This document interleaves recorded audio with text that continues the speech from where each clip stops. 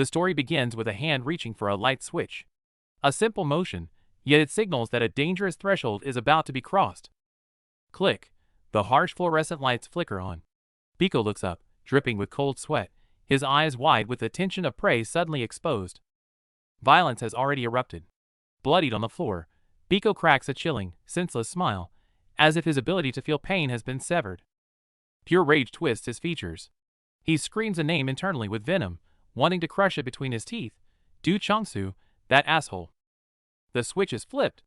Eyes glowing crimson, Biko roars like a demon, losing all reason as he vows to destroy his enemy. In the smoke-filled darkness, the story truly begins. A record of a boy awakening his violent instincts amidst despair. Back at Taesung High, Biko stands by the bathroom, staring at his phone. His suppressed anger makes the air heavy as he waits for his prey. Passing students freeze, terrified by his aura. Biko turns his back, his voice dark as he hunts for his target. Is he using a different bathroom? The vibe is wrong. Cursing under his breath, Biko's heart races as he tries to calculate just how many enemies are hiding behind that door. He steps inside, missing a shoe, but calmly announces, 8 people. His eerie composure catches everyone off guard. The bullies circle him, their mocking voices echoing in the cramped space. Hey Choi Biko. You held up pretty well. Still acting cool? Biko stands expressionless, looming over a victim sobbing on the floor. The contrast creates a suffocating, oppressive tension. Violence explodes. A brutal kick lands hard, while terrified students watch silently through the cracks of the bathroom stalls. Counting their loot, the bully snarls a threat to the bystanders. Did you all close your eyes? Enforcing a code of silence through fear. Eyeing the weapon, a chilling realization hits Biko. The dozen witnesses didn't just miss it, they chose to be blind to save themselves. The bully, Wang Jiatai, raises a shoe like a weapon, grinning sadistically. I'm strong, right? Let's play a little game. Smoothing his hair, Jiatai looks down at the sobbing Biko and casually declares, next time, I'll keep going until everyone turns a blind eye.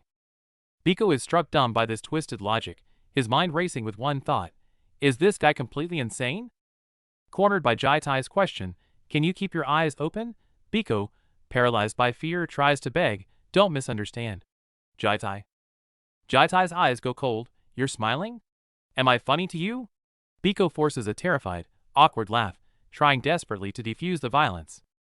Instead of begging, Biko smiles proactively and asks Jiatai, wanna try fighting? The vibe is totally off. Bystanders whisper, thinking Biko has lost his mind to provoke Jiatai in the restroom while he's this angry. Hearing this, Jiatai's expression darkens instantly. His eyes burn with uncontrollable rage. He is triggered. The atmosphere freezes. Jiatai coldly orders, moved, terrifying the bystander enough to make him break into a sweat. No more talk. Jiatai swings his fist hard. A dull thud echoes as violence erupts in the tight space. Biko hits the floor, blood splattering. Jiatai stands over him, mocking, is that all? Is this what you've got? Clutching his bleeding mouth, Biko looks up with an unsettling stubbornness, calling Jiatai by his full name. Feeling insulted, Jiatai pressures Biko, demanding to know why he always acts so pathetic, trying to force a reaction. He calls him a retard, looking at him with pure contempt, like an ant he can crush anytime. The violence escalates. Jiatai corners the bloody Biko, forcing him to choose, playing a cruel game of cat and mouse. Jiatai grabs a mop handle, his eyes full of murderous intent, coldly warning Biko that this is going to hurt. The weapon slams down. Blood splatters across the floor. This isn't a fight anymore, it's a massacre. Jiatai goes completely berserk, delivering a massive blow to Biko's body, not caring if he kills him. Despite the beating, a creepy expression flickers across Biko's face, as if his pain receptors are broken. Another heavy blow. Vision blurs and fractures from the sheer impact as Biko's consciousness starts to fade. Like an executioner, Jiatai raises the weapon and strikes again. Biko curls up, tanking the hit helplessly. Biko loses his balance and smashes his head against the urinal, blood running down the tiles. It looks brutal. Jiatai disgustedly mutters, it's dirty, then presses the weapon against Biko's head. The fear of death is palpable. Wake up, don't pretend. Jiatai roars from above, refusing to stop even though Biko can barely move. Blood stains the floor. Biko, beaten and cornered, grits his teeth and asks, Is this really necessary just for some lost money? The guy in glasses sneers, while the stick-wielding bully mocks Biko, claiming this brutal beating is just a lesson in mindset. The bully's grip tightens on the weapon with a sickening crunch. They have no intention of stopping. They're enjoying this. The attacker raises his weapon with a cruel smile, telling him to just close his eyes. Don't worry, one hit will be enough. Without a shred of hesitation, the deadly metal bat swings down with a terrifying whoosh. Panic sets in. Biko realizes if that massive hit connects, he might not even survive. No one is coming to save him. Despair crashes over him, and his mind screams one thought: I am going to die. A massive crash shatters the surroundings. Biko's last shred of sanity screams, does this guy have no heart at all? The room explodes into chaos. The violence spirals out of control, pushing Biko to the absolute brink of existence. But in the face of death, Biko's terrified gaze shifts. A dormant, murderous rage begins to awaken within him. The atmosphere shifts instantly. The bullies feel a chill run down their spines. Their victim feels completely different. Biko looks up, face bloody but eyes glowing a terrifying red. The bully freezes in disbelief. He dodged it? Furious, the bully raises his weapon again to finish the job, not realizing the tables have already turned completely. As the enemy roars, Biko's mind goes ice cold. He recalls a story he read about soldiers on the battlefield. When facing imminent death, the brain shuts down fear and pain, forcibly triggering a survival mode. Freed from the shackles of fear, Biko transforms into a pure fighting machine. Time seems to slow down. Everything around him becomes thick and sluggish in this state of extreme focus. Memories blur, leaving only the most primal instincts survive and destroy the threat in front of him. His consciousness collapses into a crimson vortex. Biko screams in agony as he plummets into the abyss. The switch of violence is forcibly flipped on. Zero hesitation. A devastating strike descends from above, smashing directly into the opponent's face with blinding speed, sending blood flying instantly. The force is unreal. The victim's face distorts under the impact. Biko throws his entire body weight into the blow, striking with lethal intent. Moving so fast he becomes a blur. Every muscle fiber tightens to its limit. He's wringing out every ounce of potential, as if this punch is his last. The extreme exertion continues, his body twisting from the sheer force.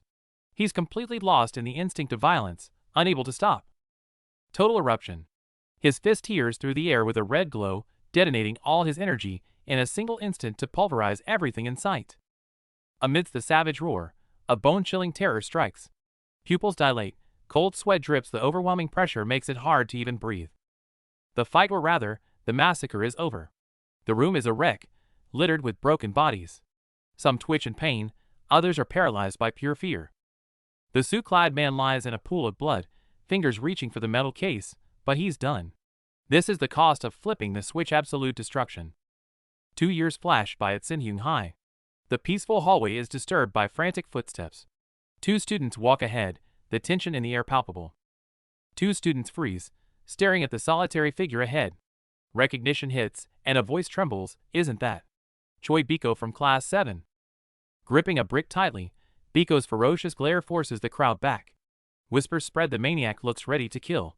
Blood is about to spill again.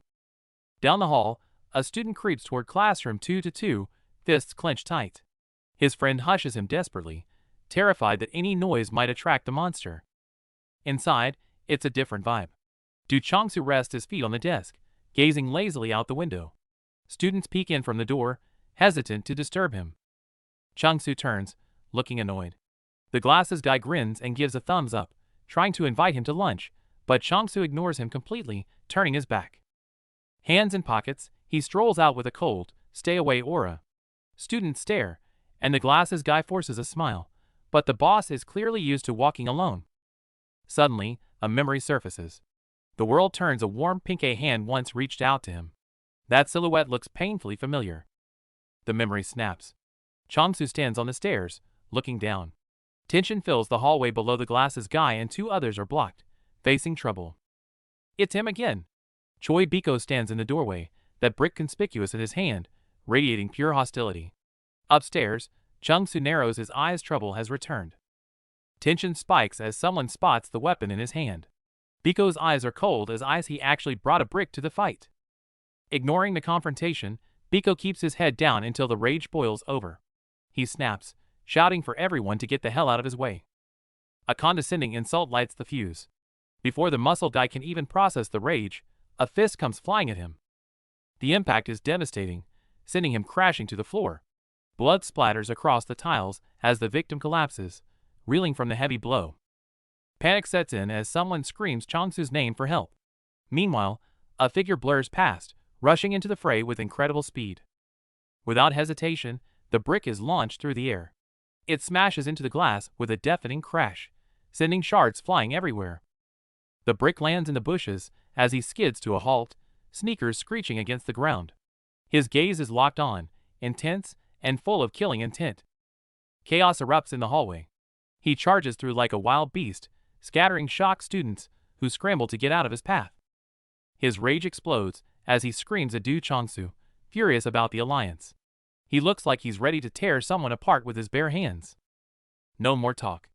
A vicious high kick slices through the air, connecting solidly with his opponent's head. The hit is brutal. The victim crashes back, coughing up blood, while the attacker stands over him with a cold, superior smirk. The assault continues relentlessly. Blood sprays with every impact, and the attacker watches with a look of cruel satisfaction. Another heavy fist smashes directly into his face. The sheer force distorts his features, sending another spray of blood into the air. Chaos spills into the classroom. He leaps from above, driving a fist down with crushing force, while terrified students recoil in shock.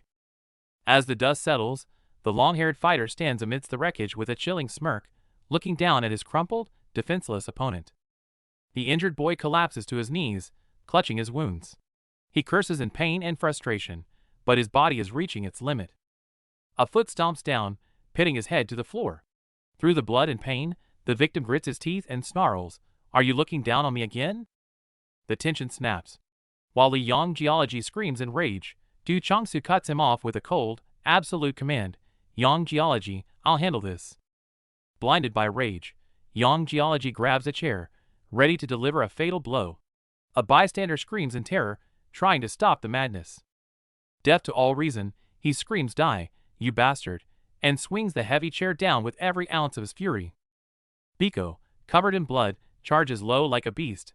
The massive switch text flashes below his limiter is off, and he's gone completely berserk. He grabs a chair and hoists it high above his head. His face twists in pure rage as he screams, ready to smash it down with lethal intent. "Die!" With a roar, he swings his arm wide, the metal chair slicing through the air as he aims a crushing blow at his opponent. Time seems to freeze. Biko's profile is terrifyingly cold, while the heavy desk chair spins through the air, hurtling straight toward its target. Without hesitation, the chair crashes down with full force. Biko's face is flushed with adrenaline, yet his stare remains chillingly calm. The bystanders are petrified, jaws dropped in shock. No one can believe he actually grabbed a weapon. Panic erupts. "He took the chair?" The chair whistles through the air. The thug, face already bloody, scrambles on the ground in terror, completely overwhelmed by the sudden violence. Biko's gaze shifts instantly from calm to berserk. Weapon raised, fist clenched, he charges forward with an overwhelming aura monster awakened. He actually cracks a confident, twisted smile. The next second, his weapon comes down mercilessly, sending his opponent flying backward, face contorted in pain. Footsteps stomp heavily on the ground. Biko stands there, weapon in hand, looking up with a cold, oppressive presence that freezes the air. He shows no mercy. He delivers another crushing blow to the fallen enemy. Blood splatters, and the ground shakes. The brutality is suffocating. Amidst the rising dust, the opponent screams in agony. Biko looks down coldly at the loser beneath him, eyes void of pity, only absolute conquest. It's over. Biko grips the twisted chair, standing over the guy who's clutching his bloody face in pain. In this moment, he owns the wreckage. Suddenly, the tables turn. Before Biko can react, a massive force slams into him, launching him backward and crashing him into the ground in total shock. The hit is devastating. Their head snaps back violently, blood arcing through the air. The scream is choked off as their body goes completely limp. An ambush from behind. A figure in a long coat swings a weapon with lightning speed, delivering a fatal blindside attack that sends the victim flying. The glasses guy is sweating bullets. Is he going to die? The attacker stands with his back turned, weapon smoking, exuding a terrifying strength that stops everyone's breath. As the smoke clears, the man in the gold-trimmed uniform stares coldly at the defeated foe. He says nothing, letting a heavy silence crush the room. A smashed chair is embedded in the wall, a body lies on the floor, yet this psycho wipes off the blood and casually says, "Let's go to the cafeteria," as if nothing happened. His lackeys are trembling, legs weak, forced to agree. Seeing that devil's smile through his wounds makes this forced normalcy more terrifying than the violence itself. Broken glass and blood cover the floor. Biko kneels in the mess and smashes his fist down. A nearby student turns pale with terror, stammering at Changsu to look at the scene. Without a word, Biko spins around and sprints down the hall. His fist clenches, glowing faintly with power. His face is bloodied and his eyes are ice cold, signaling unfinished business. Blood trickles down from a split cut over his left eye. His dress shoes click against the tiles as he walks alone, head hung low, looking exhausted and heavily burdened. Changsu, face covered in blood, circles back and approaches aggressively. Biko freezes, eyes wide with shock, shouting again, "Are you crazy?" Tension spikes as a hand grips a bloody knife. Changsu doesn't flinch. Instead, he glares intensely and taunts, "What, you gonna stab me with that?" Changsu proves he's insane too. Covered in blood, he just grins. Suddenly, his expression twists into pure rage as he screams, "Bring it on. Do it, asshole." The scene explodes into motion as they clash in the hallway. A voiceover cuts in. Only 0.1% of the population possesses the hero factor: fast, precise, and inhumanly intense. These monsters share one trait: they know no fear. Pink energy crackles around them as dangerous instincts awaken deep within their bodies. Once triggered, this power doesn't stop. The rational mind snaps, leaving pain and reason far behind as pure instinct takes over. A brutal aerial kick connects, sending the victim reeling. Watching the violence unfold, the bespectacled guy stands by with a cold, detached expression, muttering a strange prayer. The hit lands hard. Biko grimaces in agony, throwing a hand up to block. Pain blurs his vision, and he can only let out a strangled groan. Despite the heavy blow, Biko snaps his head up, eyes burning. He grits his teeth, wearing a ferocious expression that looks ready to tear someone apart. With a massive crash, the window shatters. The title switch looms overhead as Biko lies collapsed amidst the debris, showing the brutal cost of flipping the switch. Students gather around the motionless body, whispering nervously, "Is he dead? Is he breathing?" Suddenly, the figure on the floor begins to stir. Biko's eyes snap open with feral intensity. Screaming a curse, he pushes himself up from the glass-covered floor, pure rage drowning out the pain. He clutches his throat, coughing violently from the earlier blow. Yet he keeps cursing, "Du Changsu, you son of a bitch." The glasses guy just watches, amused. "Where did that little shit go?" Biko wheezes. The glasses guy calmly points, "Changsu? He just headed to the cafeteria." Biko's expression darkens instantly. He falls silent, staring intensely at his own palm. A strange light flickers there as uncontrollable power surges again. He mutters, "Shit." Even injured, his mind is fixed on attack. "Why didn't I land that hit? I have to strike first next time." He's consumed by frustration at his own failure. Covered in blood, Biko looks like a ticking time bomb. He glares ahead, gritting his teeth, torn between murderous intent and confusion. Who the hell is that guy?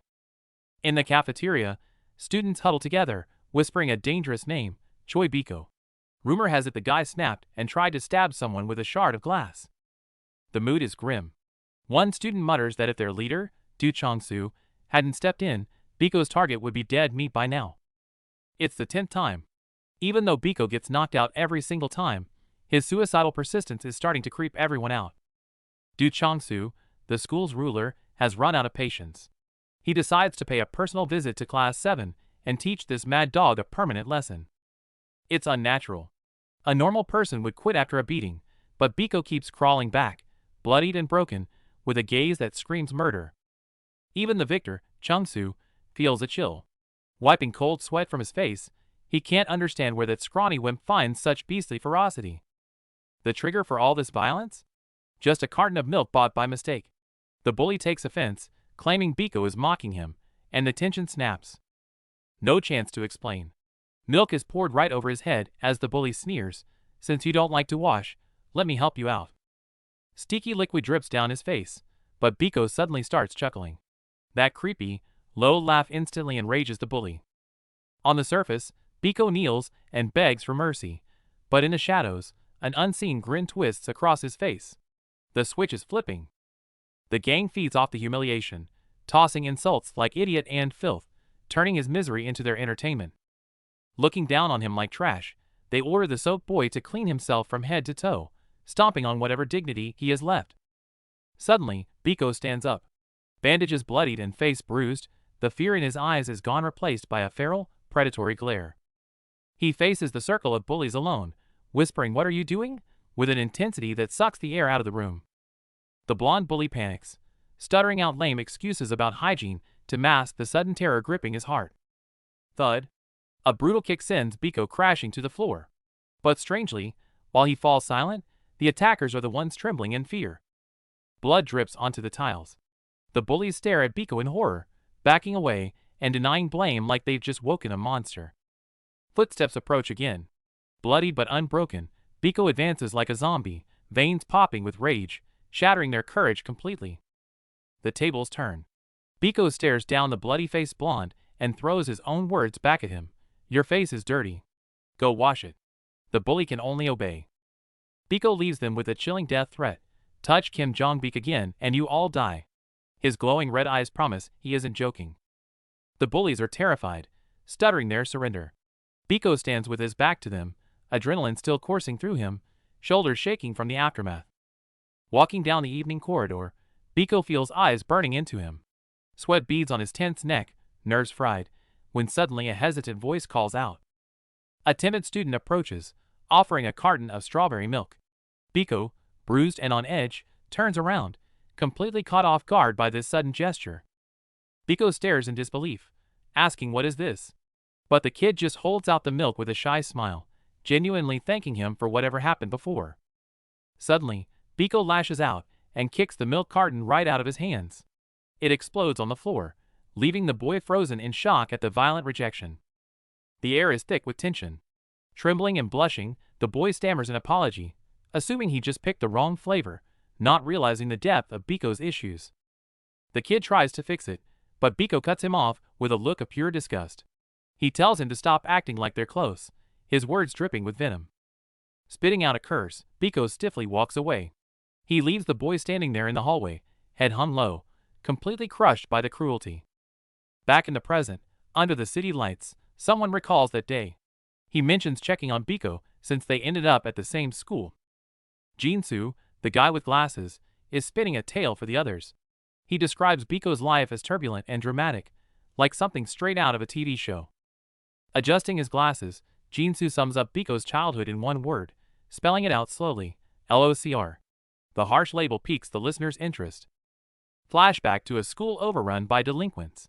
Young Biko stands out. He was the smartest but also the shortest, a tiny figure surrounded by looming threats. He was the perfect target for bullies. But instead of keeping his head down, one day, he decided to fight back and change his standing. But he picked the wrong fight. Up against the school's top dog, his rebellion was crushed instantly, leaving him battered on the floor. That one attempt at fighting back cost him everything. He became a permanent punching bag, the bully towering over him with absolute dominance. The bully laughs, stepping on Biko's head like he's trash. Pinned to the ground, something dark and twisted begins to fracture inside Biko's mind. Left half dead in a blood-soaked room, something changed. Instead of breaking him, the hellish torture forged an unbreakable, terrifying tenacity. Then came the breaking point. He snapped and took down 5 bullies single-handedly. Bodies scattered the floor. The victim had become the predator. The listener is stunned. He took down 5 guys? Jinsu doesn't sugarcoat it, warning him that even Mad Dog Yang Geology might lose against Biko now. The partner gets defensive, but Jinsu ignores the bravado. He stares into the night, confirming that since that day, Biko has crushed every bully in his path. 2 students discuss Biko's rise in the dark. One calls him a hero of justice, but the guy with glasses shuts that idea down cold. The glasses guy points out the twisted logic. Biko attacks victims who thank him. That's not justice. It's a sign of a broken mind. A creepy smile spreads across his face as he whispers that they shouldn't hate the sick, but rather, take care of them. The bearded guy snaps, terrified. He screams that beating someone nearly to death with a chair isn't care, it's attempted murder. Meanwhile, Biko walks alone down a desolate alley. He suddenly freezes, sensing something wrong in the air. Up ahead in the shadows, 3 men in suits are huddling together. The atmosphere instantly turns heavy with danger. Despite his exhaustion and bandages, Biko's eyes sharpen instantly. He switches into combat mode like a cornered beast. The thugs recognize his uniform and start grilling him. Biko doesn't waste words. He just calmly slides off his heavy backpack. The leader tries to intimidate him with big names, but Biko shuts him up mid-sentence with a brutal punch to the face. Chaos erupts. Biko swings his bag like a flail, smashing them back. The thugs, enraged and bleeding, scream for his blood. Biko screams like a maniac. "Don't mess with me, or I'll kill you!" His pure, unadulterated bloodlust actually terrifies them. Watching from the shadows, a mysterious figure doesn't flinch. Instead, he grins with twisted excitement. "This will be fun!" The alley is in total chaos. The thugs are barking orders like mad dogs, swearing to catch the bastard who attacked them. The camera shifts. The one being chased now is Du Changsu in his black and gold uniform. He mocks the thugs as he sprints away. Facing an incoming fist, Changsu doesn't dodge. He just stands his ground, a cold, contemptuous smirk playing on his lips. The thug throws a haymaker, but Changsu blocks it effortlessly with one arm. It's like hitting a steel wall. The attacker cries out in pain. The thug screams, "Taesung Hai," to intimidate him and throws another punch, but Changsu looks completely unimpressed by the name drop. Changsu locks the guy up and stares him down with icy eyes. "Taesung Hai? What the hell is that?" He crushes the thug into the ground, mocking him. "From what I see, isn't that just a school for gangsters?" With a brutal blow, he sends the thug flying. Standing tall in the night, Changsu sneers at their dirty tricks and reliance on numbers. The brown-haired guy loses it completely, screaming profanities as he swings a gold baton down with murderous intent. No hesitation, a black combat boot stomps down hard, shattering bone and sending blood flying everywhere. The fight turns into an execution. The suit-clad fighter rains down blows while the victim, bloodied and dazed, can barely keep his eyes open. A distorted scream of shock and rage cuts through the air, face twisted in disbelief at the brutality. The response is a blur of motion. A heavy fist slams forward, carrying the weight of pure violence. The thug in the red suit gets knocked into the air, begging for mercy before another punch shuts him up. He drops to his knees, reaching out in desperation. "Please stop! You're going to kill him!" The storm of violence settles. Du Changsu stands amidst the city lights, face bloody and eyes cold. The carnage was his doing. He casually plants his boot on the brown-haired guy's head, pinning the groaning, broken victim to the ground. With a cigarette dangling from his lips, Changsu looks down at the loser beneath his heel. "Don't let me catch you guys together again." He grabs his tactical backpack with a blood-soaked hand and turns his back on the scene, facing the silent city night. Walking down the street, Changsu's face twitches with anger and regret. "Damn it! I was way too naive." Suddenly, he bursts into a sprint like a cheetah, backpack bouncing, rushing headlong toward his next target. No need to fight a monster head-on. Changsu calculates, his eyes hardening with resolve. "I just need to win." He stops, resolving to crush the enemy leader, when a voice cuts in. "Hey, I heard your brother." Changsu stares down at the beaten grunt and interrogates him. "Is that guy really Shin Myeon-sik? The brother of the T-Zone boss?" The battered grunt manages a cold sneer. "That's right. Khan Takebong is our leader and part of my brother's gang. You're dead meat. My brother's coming for you tomorrow to crush you." The grunt threatens. Changsu just stares back, unimpressed by the gangster talk. "Do you have a death wish?" Changsu cuts him off coldly. "Shut your mouth unless you want another beating." The guy freezes in terror. Finally, Changsu grins wildly and drops the gauntlet. "Tell Myeon-sik to send his brother. I'm Du Changsu Sinhyung High, second year." The next morning at Sinhyung High, everything looks peaceful.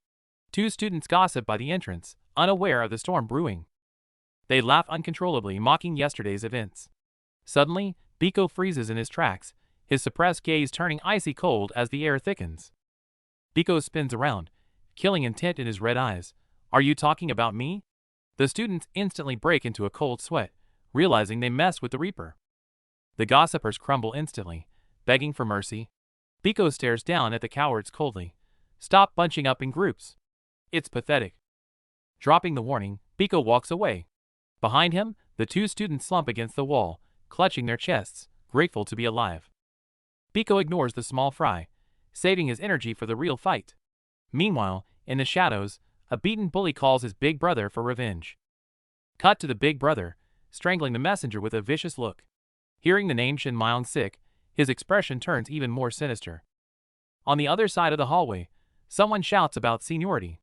Biko locks onto the glasses-wearing strategist, Young Jin-soo, amidst the crowd. Biko is puzzled why did they go to the second-year classroom. Their unpredictable movements make him uneasy. Sure enough, outside class 2-2, Du Chong-soo's trio has arrived. Leaning against the lockers, their arrogance screams that they're here for trouble. The scarred guy points a finger, eyes full of provocation. They've locked onto their prey. The show is about to start. Inside, a student is just smiling when his head is grabbed. You smiling? Before he can answer, his face is slammed into the desk. Sudden, brutal violence. A gut-wrenching scream. The victim, face flushed with pain, roars at Du Chong-soo, "You son of a bitch!" Chaos erupts in the classroom. Another heavy thud as the boy is ground into the floor. Desks overturn, and he curls up, trembling under the weight of absolute violence. The attacker looks down coldly at the trembling prey, casually asking, "Hey, you okay?" It's pure psychological torture. Biko watches silently from the hallway. Seeing the three surround a helpless student, his fists begin to clench. The trio struts with overwhelming pressure. Biko's gaze turns icy, while the targeted victim watches in terror, eyes bulging as the demons approach. Face to face. The thug growls, "What the F***ck are you doing?" Biko stays silent, but the sweat on his brow and his intense stare show he's barely holding back. Even pinned down, the student rebels. "So what if you're a senior?" But he only gets a colder stare from the glasses guy. Hierarchy is absolute here. The mad dog is about to explode, but Chong-soo steps in, coldly calling his name. Facing his raging ally, Chong-soo simply says, "Not yet, relax," suppressing the outburst with sheer presence. Chong-soo walks past with heavy steps, completely ignoring the provocation. The burly guy in sunglasses looks up, staring at his back with a gaze full of arrogance and mockery. Just as he passes, Chong-soo stops and calls out with a smirk, "Senior Young Jin-soo." Hearing this, the arrogant guy's face instantly changes, turning back in shock and anger. Before he can finish speaking, the big guy sucker punches him from behind. Looking down at his fallen opponent, he sneers, "You soft head," his face full of victorious mockery. The situation spirals out of control. The enraged big guy is about to charge, but the strategist holds him back. Grabbing his collar, he warns against rashness, though tension fills the air. Young Jin-soo puts a hand on Chong-soo's shoulder, coldly reminding him of reality. Chong-soo forces down his rage, his gaze shifting from anger to a chilling calm as he grits out a sarcastic remark. The glasses guy reveals the truth. This is retaliation for hitting the Taesung boss's brother. Instead of fear, Chong-soo mocks him as a coward, his eyes filled with defiance. The menacing senior gets in his face, asking if he caused trouble just to screw him over. Chong-soo coolly replies, "Is that all?" leaving the senior furious but momentarily speechless. Facing the aggressive interrogation, the usually defiant Chong-soo does something shocking. In front of everyone, he bows deeply, saying first, "I apologize," but his posture remains strangely composed. He holds the 90-degree bow, apologizing for causing trouble.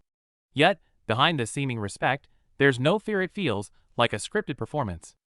With his head still down, his tone shifts as he promises to handle it himself. The bald senior stares at him through sunglasses, then coldly replies, "Understood." Ordered to lift his head, he slowly reveals a bruised face and stubborn eyes. Seeing this, the senior is convinced more than ever that this kid was born to cause trouble. The bald senior casually mentions that the enemy is coming and tells him to prepare for a beating. Facing this betrayal, Chong-soo expressionlessly replies, "Thanks, senior," blurring the line between gratitude and sarcasm. After the humiliation, the seniors drop a "clean up your own mess" and strut away. Their arrogant backs retreat down the hallway, completely indifferent to Chong-soo's fate. As they leave, Chong-soo drops the act, his eyes filling with murderous intent.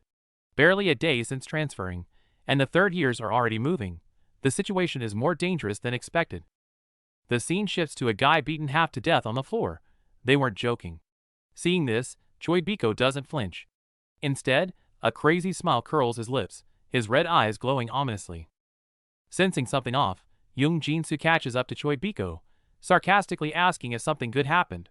Biko keeps walking fast without looking back, his figure radiating suppressed agitation. Fed up, Biko finally snaps and tells him to fuck off.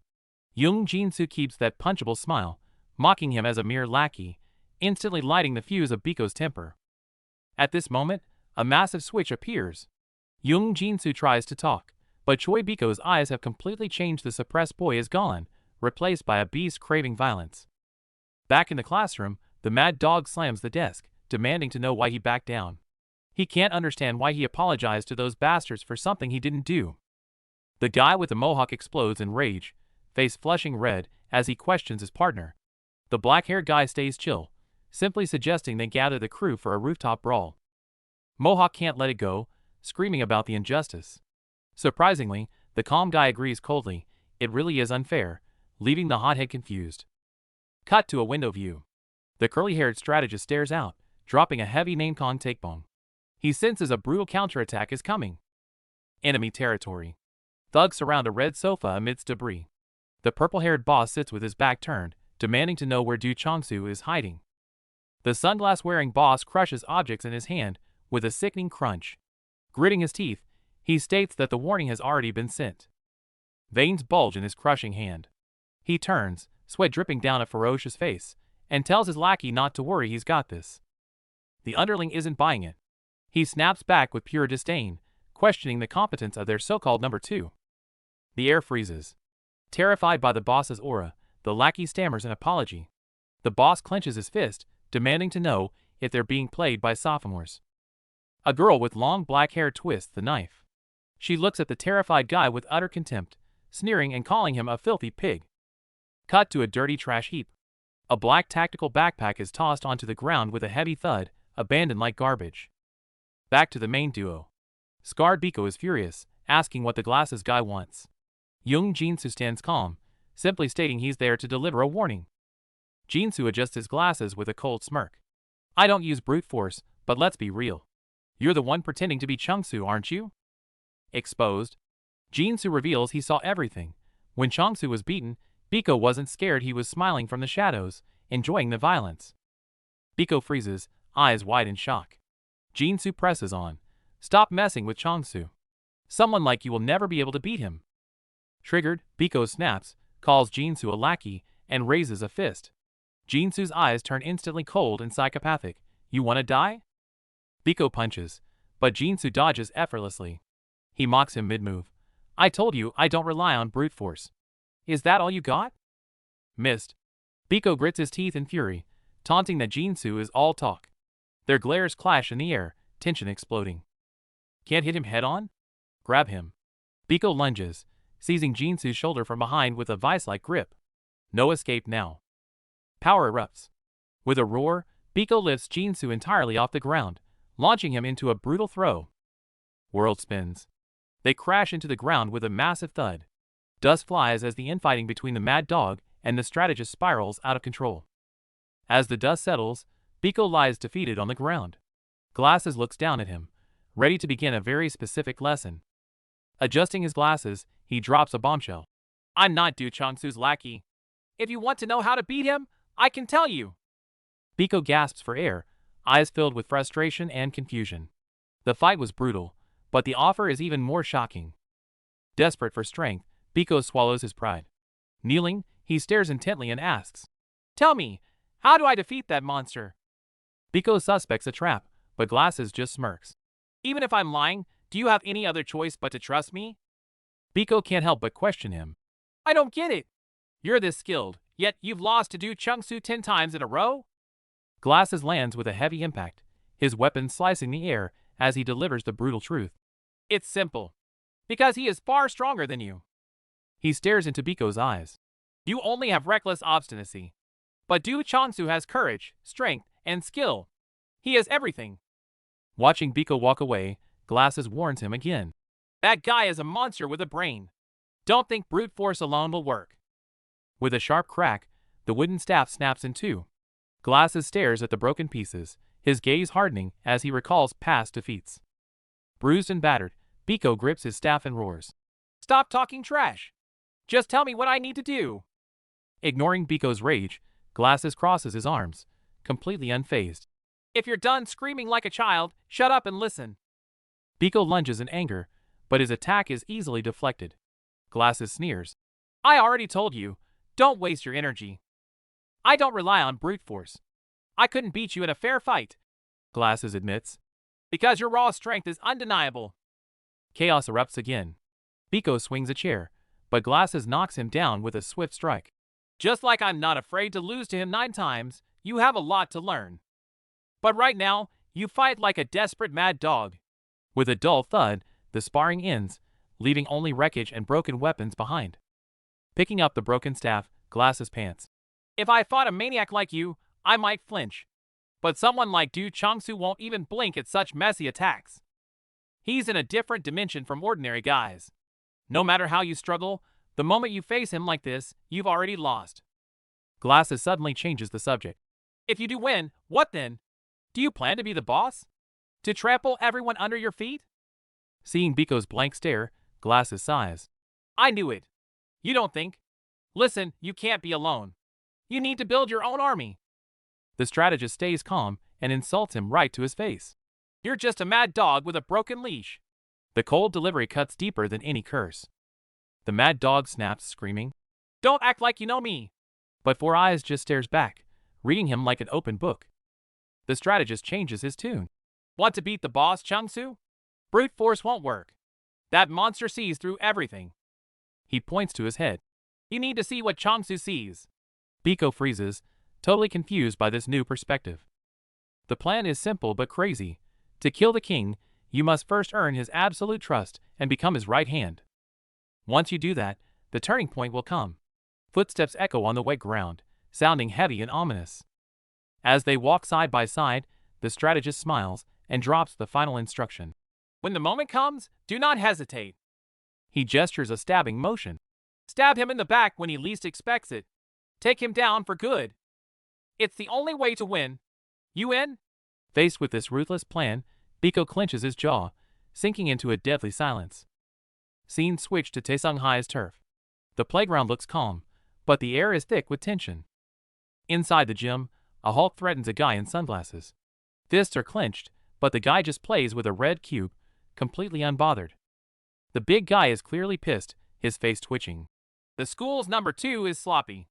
Are we all being played here? The Hulk is ready to throw hands, but the long-haired guy just stands there smirking, practically begging for a fight. Another bully steps up, annoyed. Hey rookie, what the hell are you laughing at in a situation like this? The long-haired guy grins wider. Nothing. It's just funny how easily you guys get triggered. While the fat guy sulks, the bully is baffled by the rookie's arrogance. Huh? What did you just say?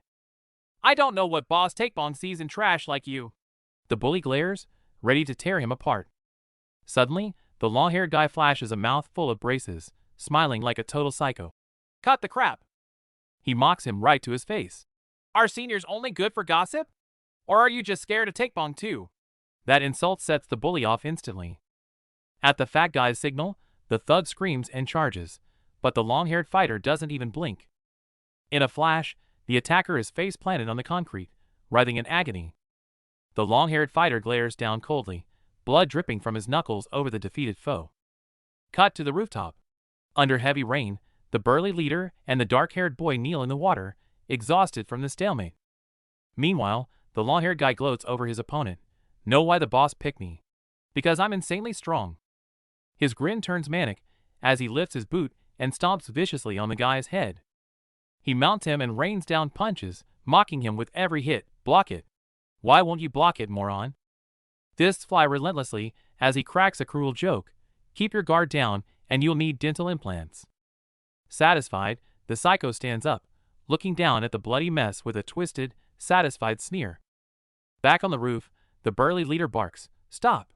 The dark-haired psycho freezes, clearly not done with the violence. Instead of backing down, the dark-haired guy bares his teeth and lets out a chilling, manic laugh. The leader is furious, but the psycho keeps provoking him. Scared already? You really have no guts, do you? Just as they're about to clash, a student bursts into the hallway screaming, "Trouble! Taesung-hai is here!" The psycho's grin vanishes instantly. What? Those bastards are blocking the school gate right now. The air freezes. Infighting stops instantly, as the three key fighters lock in. The real war has begun. A new chapter begins. Under a grim purple sky, Choi Biko marches into Shinhyung-hai with his crew, weapons in hand. A flash of him taped up and scarred appears, his eyes burning with murderous intent, hinting at a brutal past. Violence rules the dark alleys. A shadow drags a victim by the hair around here, fists dictate the order. Outside the school, the bandaged enemy leader, backed by his gang, screams at the top of his lungs, "Do Chongsu, get your ass out here!"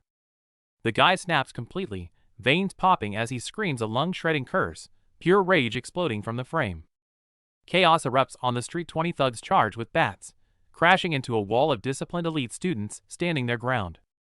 From the roof, the leaders watch coldly. This invasion by Taesung-hai is nothing but a joke to them, a clumsy attempt at a takeover. The big guy wants to rush in, but the scarred tough guy holds him back, dismissing the enemy as unworthy of a full-scale counterattack. Awkward silence falls. Pink shirt apologizes sheepishly, while the fat guy sweats bullets, hearing that the psycho strategist Jinsu has already handled the mess. Crisis averted for now, but suspicion lingers heavily behind the closed door of room 2-7 as they decide to keep watch. Students crowd the windows, whispering in fear. Rumor has it these gangsters are here specifically for Do Chongsu.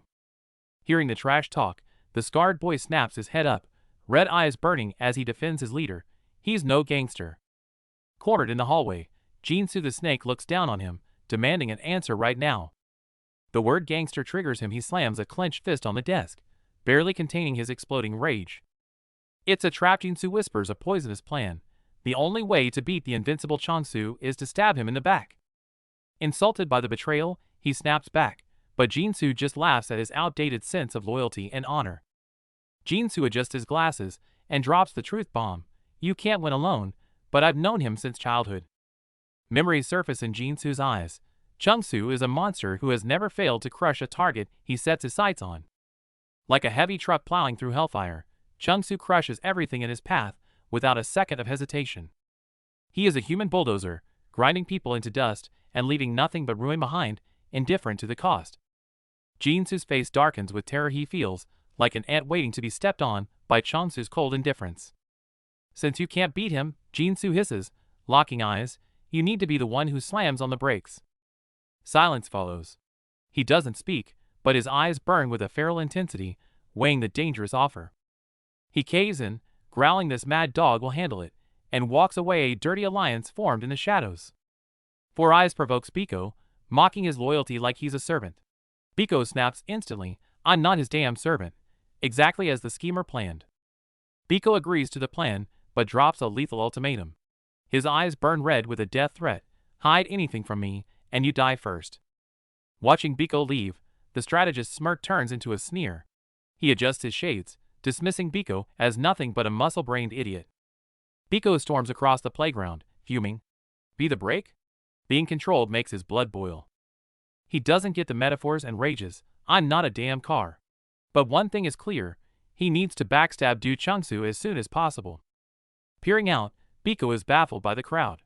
Chongsu isn't a gangster, so why the cult-like following? Is he running a sect? Biko's logic takes a weird turn, smirking, are they dating? Meanwhile, the strategist laughs like a maniac in the shadows. Biko spots the battered kid nearby, covered in bandages and bruises, yet grinning like a lunatic. Is everyone here insane? Biko's fists clench tight.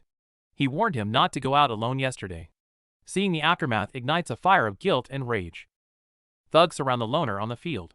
Biko walks straight into the trap, eyes cold as ice. Chongsu's enemies? Should I just crush them all? Do Chongsu steps in, sizing Biko up with a cool smirk. In your state, you can handle maybe 3 or 5? That's impressive enough.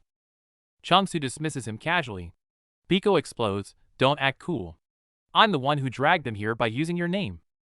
Chongsu doesn't flinch. He smiles confidently. I know. But it's my problem now. Get lost. Biko stands there, stunned. They stand back to back facing the mob.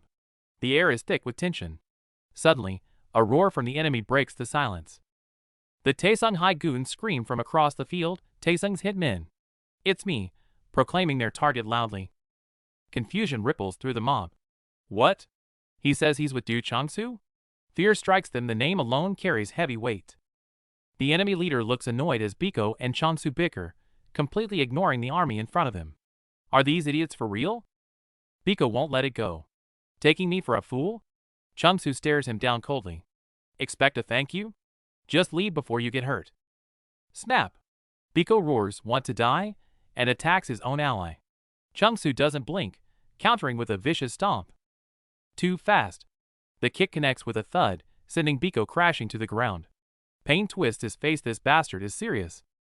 The fight ends, leaving the victim kneeling and cursing coward. But Changsu just walks away. Suddenly, he snaps his head back, eyes sharp, screaming "Hey!" with pure aggression. Facing a wall of suit-wearing thugs, he doesn't flinch. Instead, he roars like a beast, eyes wide with rage, demanding to know why they dare to invade his territory. The suits are confused, shouting about Shin Myung-sik. Realizing it's Du Changsu, they panic and scream orders to take down the idiot first. Meanwhile, a battalion of black-jacketed thugs waits at the school. The big guy sweats nervously, while the sunglass-wearing leader stays cool, confirming their target is indeed Du Changsu. The leader snaps, face red with fury, cursing Changsu's name. With a roar, the mob raises their bats and charges forward like a pack of wild dogs. While the enemies charge with twisted, screaming faces, Choi Biko stands eerily calm. Amidst the chaos, a cold smirk plays on his lips. Chapter 9 begins. In a quiet hallway, students look up in confusion. The calm before the storm is breaking, and something terrifying is approaching. Chaos erupts in the corridor. Students scramble in panic. A boy with glasses screams, "Get out!" with pure terror, as if a monster is right on their heels. On the playground, a battered student kneels in the dust, gasping for air. Despite his injuries, he seethes with resentment, cursing Du Changsu under his breath. It's happening. The signature red eyes glow with murderous intent. Choi Biko locks his gaze on the suit-wearing man ahead, the tension thickening instantly. Biko stands motionless, hands in pockets. The suit guy loses it, sprinting forward with a bat, face twisted in effort, aiming to crush him in one blow. Biko smirks, eyes closed in disdain. In a split second, a massive impact sends the attacker flying, face contorted in agony, blood spraying before he hits the ground. It's not a fight, it's a massacre. Bodies are sent flying through the air. Instead of fleeing, the remaining thugs scream "You will die," and rush in blindly. Biko moves like a blur. A high kick forces two back, followed instantly by a crushing punch to another's face. Dust rises as the suits fail to even touch him. A brutal kick launches a suit into the air. Before he lands, Biko connects with a heavy right hook, sending blood spraying across the sandy ground. Fists rain down. The guy with the bat gets kicked backward, blood spurting. Watching their friends fall, the others panic. This bastard is crazy. No mercy. Biko leaps into the air, landing a vicious flying kick to the back of a head. The enemy crumbles, leaving only shocked screams in his wake. Despite the beating, they refuse to fold. One thug screams a warning, "It's over if you get caught by him." He's a 190 centimeters monster, implying a bigger threat looms. Mid-sentence, a high kick connects, distorting the thug's face completely. The onlookers freeze in pure shock, realizing they are hopelessly outmatched. A stomp cracks the pavement, followed by a lethal high kick. Changsu shows no mercy, smashing the opponent's face until blood sprays. He trails blood through the air, landing with eyes cold as ice. It's as if that lethal strike was nothing more than swatting a fly. The thug in blue refuses to yield, slamming a fist into the student's face. It connects, but that only wakes the beast. The thug swings a bat for the kill, but the student's eyes sharpen. He ducks instantly, countering hard and knocking the weapon away. Before the thug can react, he launches into the air, driving a devastating punch into his face. Total domination. Fight over. Surrounded by groaning bodies, Du Changsu stands calmly in the center, casually straightening his collar. The leader lies in the dirt, questioning reality. Surrounded by Changsu's crew, the suffocating pressure makes it hard to breathe. The crowd watches in shock, staring at his cold profile. Whispers spread through the onlookers. This guy is absolute crazy. The crowd buzzes. Is he stronger than Changsu? No way, that's Taesung-hai's number 2. He won't go down that easy. But the reality is brutal. Seeing his men decimated, the gang leader sweats cold fear, finally realizing who he messed with, Du Changsu. This isn't a playground scrap. Every strike is fast and precise. The realization sinks in. This guy is a complete monster. Changsu crouches, a mocking smile on his lips. That's it? I thought you were just warming up. Come on. The eye patch guy wakes up, terrified. Staring at that back, he realizes he was fighting a literal monster. Seeing his men scattered, the Taesun officer screams in rage. You idiots! You can't handle a single guy with all these numbers? The man in the suit loses it, screaming about Sin Myung Sik. He can't believe this guy is even scarier than that nightmare. No way out. Desperate to avoid their boss's wrath, the cornered thugs have no choice but to grab their bats and fight. At the mere mention of Sin Myung Sik, the kneeling students shoot up instantly. Pure fear drives them into a frenzy. Even facing Changsu, the mob rises again. The strategist adjusts his glasses, watching coldly. Choi Biko, you're up. Look where Changsu looks. Following orders, Choi Biko flushes with adrenaline, screams, and decides to step forward. Suddenly, students rush in to block the attack, screaming, "Don't touch our Changsu." Total chaos erupts. In the aftermath, his gaze is heavy with anger. The fight is over, but the trouble is just beginning. Dozens of witnesses saw everything. Du Changsu stands firm in the center, knuckles white as he grips his collar. His crew surrounds him, sweat dripping, desperate to know if their leader is okay. Changsu insists he's fine, but the strategist snaps. Why bring the freshman into this? If you're going to start trouble, tell us first, you idiot. Black-suited thugs block their path. But panic sets in the moment they recognize the lineup. Damn it. Even the mad dog Li Yong Geology is here? An Changsu smirks, mocking their height and intelligence. The enemy's confidence crumbles. They planned for one target, not an army. Diplomacy is dead. The suit guy grits his teeth. The talk with Kong Takebong clearly failed. Now, they are standing on enemy turf. Confronted, Li Yong Geology doesn't flinch. Today is different. We make our move now. Whatever happens later, happens. This is a declaration of war. There's no turning back now. They've crossed the line, and are ready for whatever comes next. Outnumbered, the enemy retreats, but not without a threat. We'll stop here for today. But be prepared, we'll meet again. The threat lingers, elevating the stakes. Instead of fear, adrenaline spikes. Let's go! The team mobilizes for the real fight. They march into the city shadows. Only Choi Biko looks exhausted, doubting if the nightmare is truly over, or just beginning. A flashback hits. That afternoon, Du Changsu looked down at the isolated Biko, piercing through his defenses. You hate groups, don't you? The turning point. Changsu extended an invitation to the lone wolf, his gaze commanding. Choi Biko, come with me. The target is locked. Kong Takebong. If they can't hide, they'll charge straight at the source of their fear. In his memory, Changsu's hand reached out, playful yet demanding. Here, get up. It was the first time someone pulled him up. The humiliation of being pinned down lingers, but the man's dominance was stronger. That day, Biko was forced to face his weakness. Biko studied that smile. It looked innocent enough, offering help, but beneath that mask lay a calculating darkness. That gaze terrified him, yet sparked a strange curiosity. In that moment, the switch inside him began to flicker. Chapter 10 starts on the playground. Amidst the crowd, the ruler in the black and gold uniform stands tall. This is the peak of power. In the streets, the challengers dominate. Bodies litter the ground as the squad stands fierce, claiming victory over the fallen. On the streets, the emerging high army in black and gold stands in perfect formation, their discipline radiating a suffocating pressure. The camera zooms in amidst the oppressive crowd.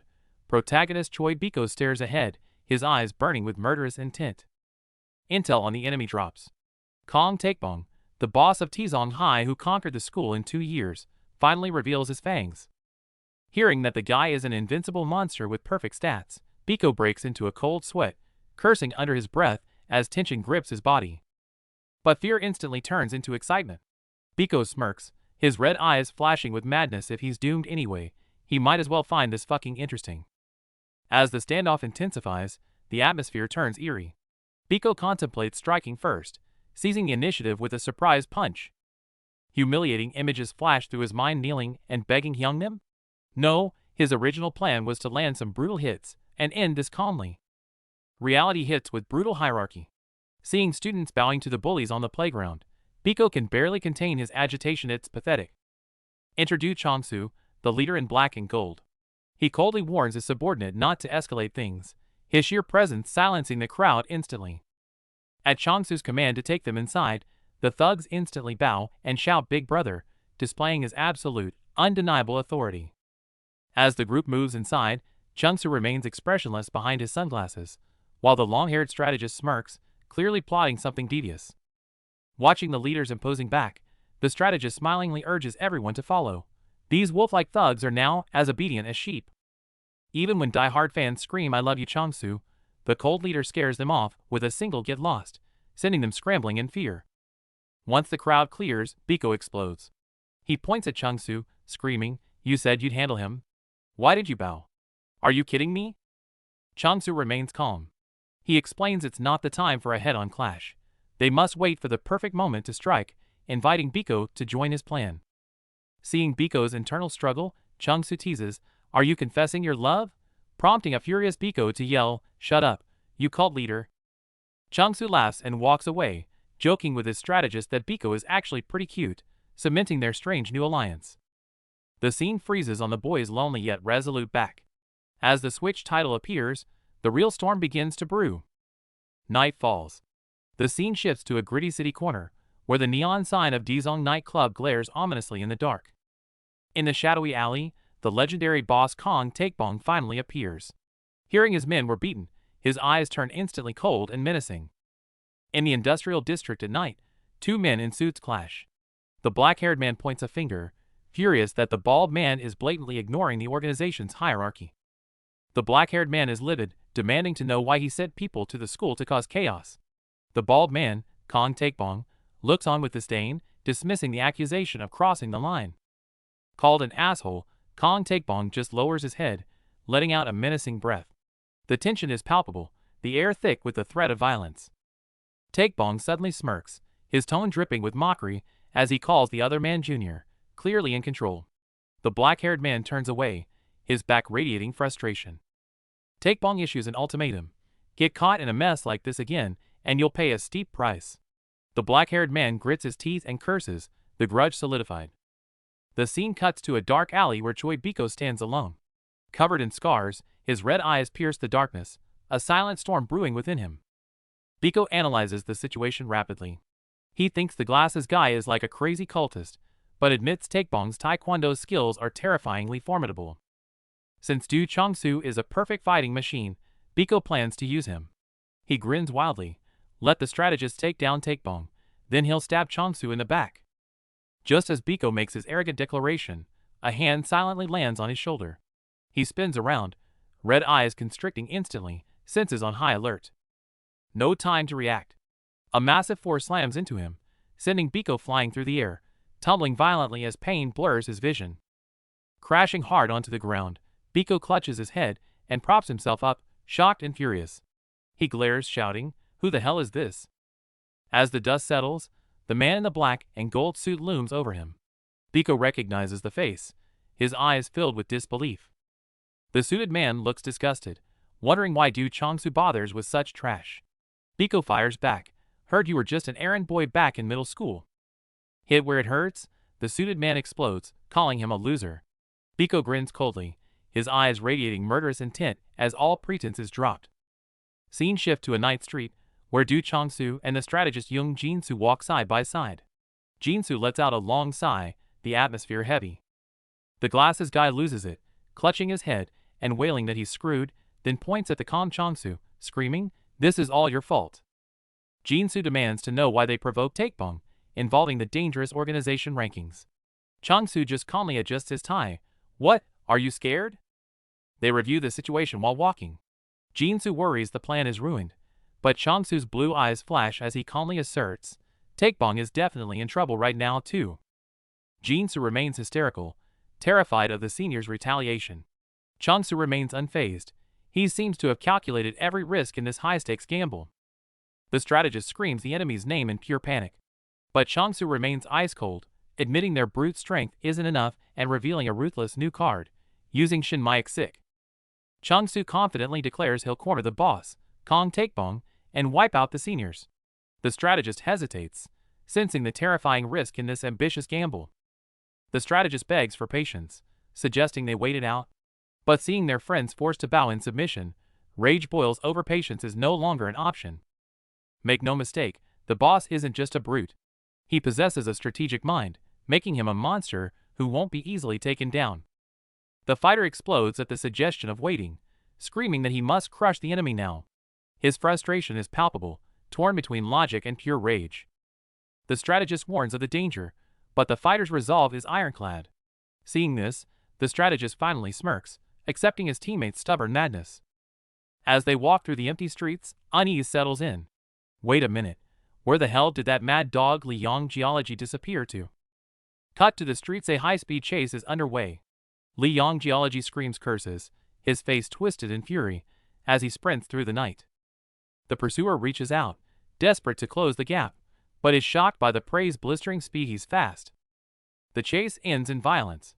A fist connects squarely with a face, sending blood and shockwaves flying as the brawl ignites. No words, just brutality. Gritting his teeth, the attacker unloads a heavy blow that sends Li Yong Geology screaming in pain. Even as he gets kicked back, coughing up blood, the enemy screams a desperate insult. You're nothing but Du Chongsu's lapdog. That insult triggered the bomb. Li Yong Geology roars back. So what if I am? Say that again and see what happens, as he launches a furious assault. He answers the insult with pure violence, a vicious high kick that sends the loudmouth spinning through the air. No mercy. The mad dog presses the attack with bloodshot eyes, launching another crushing blow that blasts his opponent backward. As the dust settles, a tense standoff ensues. The enemy drops the mockery, staring down the man before him and muttering his name, Li Yong Geology. The enemy is visibly shaken. He thought he was dealing with a mere lackey, but this guy's raw power is on a completely different level. Even with a bloodied face, the maniac laughs and taunts. Your punches are weak as that all an errand boy has got. Come on, loser. The taunts work. Li Yong Geology attacks blindly with rage, but the enemy spots the opening, mocking his sloppy, over-agitated movements. Just when the enemy thinks he has the upper hand, Li Yong Geology smirks. Agitated? Maybe. But his counterattack is focused, brutal, and aimed right for the kill. The black-haired guy is down, face covered in blood, curling up in pain. The suit guy stands over him, fist clenched, completely dominating the fight. Taking a heavy blow, the black-haired guy kneels, clutching his face in agony. The suit guy sneers, mocking him. That's not cunning, it's strategy, you naive fool. No time to breathe, the suit guy strikes from behind. The black-haired guy tumbles, scrambling to get up, but his attacker is already looming with a vicious grin. Slammed into the ground, the black-haired guy lies broken and bloody. Despite the agony, his signature red eyes snap open, rage building behind the pain. A brutal knee strike connects, and the suit guy pins him down hard. Struggling is useless, he says coldly, looking to end the fight right there. Pinned and helpless, the black-haired guy scratches at his opponent's shoulder, but against such overwhelming force, his resistance is futile. Consciousness is fading, but the humiliation keeps him awake. Losing to this bastard would be worse than death, his mind screams in protest. Mid-beating, the black-haired guy erupts with a guttural scream. The cry of pain shifts into a beastly roar, startling the suit guy who thought he had won. He's gone feral. Seizing the moment, the black-haired guy sinks his teeth into the suit guy's arm. The attacker howls in pain as chaos erupts. The suit guy loses it. Eyes bloodshot and veins popping, he clutches his wound and roars. You cunning bastard, you are absolutely dead. The suit guy pins him down again, grinning viciously. He throws the words back. That's strategy, you naive fool. The guy on the ground screams in frustration. A piercing scream cuts through the air. Someone collapses, clutching their face and rolling in agony. That hit did serious damage. Tables turned. The suit guy kneels, screaming about his eyes. The battered black-haired guy stands up, cold and bloody, snarling. Stop your whining trash. Showing no mercy to his blinded opponent, the black-haired guy shouts, This is the end, and launches a brutal high kick straight to the face. Bam! The kick connects perfectly. The suit guy is lifted off his feet, sent flying backward in a spray of blood and broken teeth. The black-haired guy stands his ground, staring like a demon with a cold smirk. His opponent is wrecked, eyes rolling back. The brutal death match is finally decided. The scene cuts abruptly to a sunny school exterior. The bloody violence feels miles away in this peaceful atmosphere. Inside, the glasses guy is worriedly asking his classmate. Li Yong Geology didn't answer his phone last night and isn't here. Did he just oversleep? The sitting student seems to realize something, but before he can speak, the glasses guy spots someone at the door and screams in terror. Do Changsu? The room freezes. Heavy footsteps echo in the hall. The guy in the black and gold uniform struts in with his crew, sunglasses on, exuding an overwhelming, suffocating aura. Heavy footsteps echo as Du Changsu arrives. His cold gaze locks onto the figure in front of him, freezing the air with his imposing presence. Changsu asks a casual question, but as the lackey looks up, his fawning smile twists into pure terror. He stammers, paralyzed by Changsu's aura. Hearing the order to attack Taesung, the glasses guy is visibly shook. But Changsu remains stone-faced, his sharp eyes signaling that this isn't a joke, it's a declaration of war. Amidst the suffocating tension, the brutal game of Switch begins. Changsu strides down the hallway, bandages covering his scars. He radiates danger, closing in on his target with the relentless pace of a predator. The mere thought of Choi Biko darkens Changsu's gaze. Old wounds and new rage mix as he mutters the bastard's name, barely containing his fury. Facial muscles twitch with rage. With a sizzling sound, his eyes snap open. The switch for pure violence has been flipped. In the dim light, Biko grins maniacally with glowing red eyes. He lunges with green tape in hand, terrifying his opponent with sudden, unhinged madness. The sound of tearing tape fills the air. In moments, Li Yong Geology is bound like a green mummy, kneeling helplessly on the floor, eyes wide with shock. Biko towers over his prey, coldly asking how the restraints feel. Yong Geology struggles and screams in terror, but his cries only meet a merciless stare. Biko wears a mocking smile, taunting him as an outcast. Yong Geology snaps, cursing and thrashing like a mad dog to get free, but the tape holds fast. Biko squats down, dropping the smile. He mentions Du Changsu's name with a knowing look, instantly silencing Yong Geology's frantic screaming. Biko interrogates him about Changsu. Yong Geology roars back, claiming this is his turf and threatening to kill Biko the moment he breaks free. Realizing he wasn't sent by Changsu, Biko relaxes.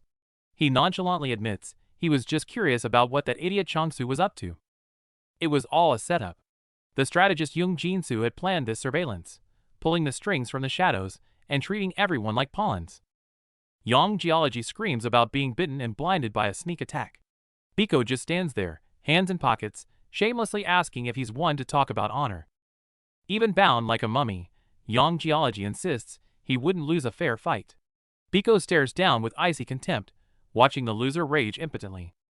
Suddenly, Biko grimaces.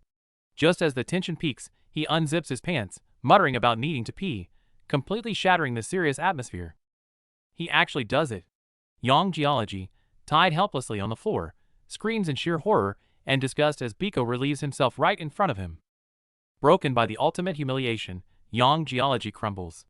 He sobs and screams his surrender, admitting total defeat to the unpredictable madman, Choi Biko. Tables have turned. The bully is tied up, begging for mercy, while the cameraman smirks and hits record. Freedom costs just one sentence. The battered thug breaks down, eyes shut tight, sobbing, "I am a loser." The humiliation escalates. The phone is shoved in his face, forcing him to scream his own degradation over and over. He screams the line, thinking it's over, but the recording loops. He snaps, "You said you'd stop. Delete that now." The dark-haired boy shoves him aside, waving the phone with a mock-pity smile. "Sure, delete it. I already backed it up." One name changes everything. Hearing Kong take bong, the thug freezes, then erupts in terrified rage. The thug lunges in desperation. The boy dodges effortlessly, hanging upside down while mocking, "Nice sushi hair, dude." A massive hand clamps down on the thug's skull. The wild-eyed fighter steps in, annoyed. "What's all this noise in the morning?" The eye patch guy cuts in cold, exposing the thug's two-faced nature and dropping a bomb. Also, he's about to go to war. The glasses guy analyzes the psychological play, but the word war freezes everyone in their tracks. Silence falls. No turning back. The elite squad assembles in the corridor, marching toward the battlefield with grim determination. Walking behind the squad, Biko looks confused. What the hell are they doing? The fighter beside him just sighs. At the classroom door, the strategists are waiting. The leaders stand face to face, the air thick with tension. Hearing the plan to fight Taesung Hai alone, shock hits them. This isn't a fight, it's a suicide mission. The strategist adjusts his glasses and drops the truth. Taesung isn't a school. 80% of them are actual organized gangsters. A blue-skinned skinhead appears on screen. Shin Myong. A judo monster so dangerous even the boss Kong Taekbong fears him. The power gap is hopeless. The strategist speaks plainly. Even with everyone, victory is impossible. It's a losing bet. Can't we bail? Asks the fighter. No, the leader replies coldly. It's a direct order. We fight or we're done. Leader Du Chongsu sits in the dark, looking grim. United or not, the outcome looks like total annihilation. It's not just a fight, it's a trap. If they fail, the boss will wash his hands of them, leaving them to rot. The scene cuts to the classroom, where Du Chongsu stands with imposing authority. Next to him, Biko is sweating bullets, cornered by a massive guy known as Mad Dog, while the strategist watches coldly. Chongsu flashes a fierce grin and declares, if he has a problem, come find me. I'm Du Chongsu of Taesung Hai. Meanwhile, the glasses guy calculates silently, sensing a new faction forming. The mood shifts. Chongsu, sweating with guilt, takes the fall. It's not Biko's fault. I started it. The strategist with glasses looks completely baffled by this admission. Chongsu cuts the chatter, eyes sharp. Stop talking. Gather as many people as possible for tomorrow. The glasses guy panics. So many people? Do you even have a plan? A crazy grin spreads across Chongsu's face as his eyes burn with resolve. Since we're here, let's just end Taesung Hai. Hearing this insane declaration, the strategist's eyes widen in sheer terror. Everyone freezes, their faces painted with shock and disbelief, as if hearing a death wish. A massive what? Hangs in the air. There's no turning back now. Cut to enemy territory on the rooftop. The guys in suits are gathering. A fist clenches so hard it turns white. Knuckles cracking pure rage is about to explode. The boss, Taekbong, sits on his leather chair, veins popping on his forehead, eyes murderous. Opposite him, a cold stare challenges him silently. Let's see how long you can keep that arrogant smile. The malicious guy flashes a sinister smirk, making the chubby minion behind him tremble.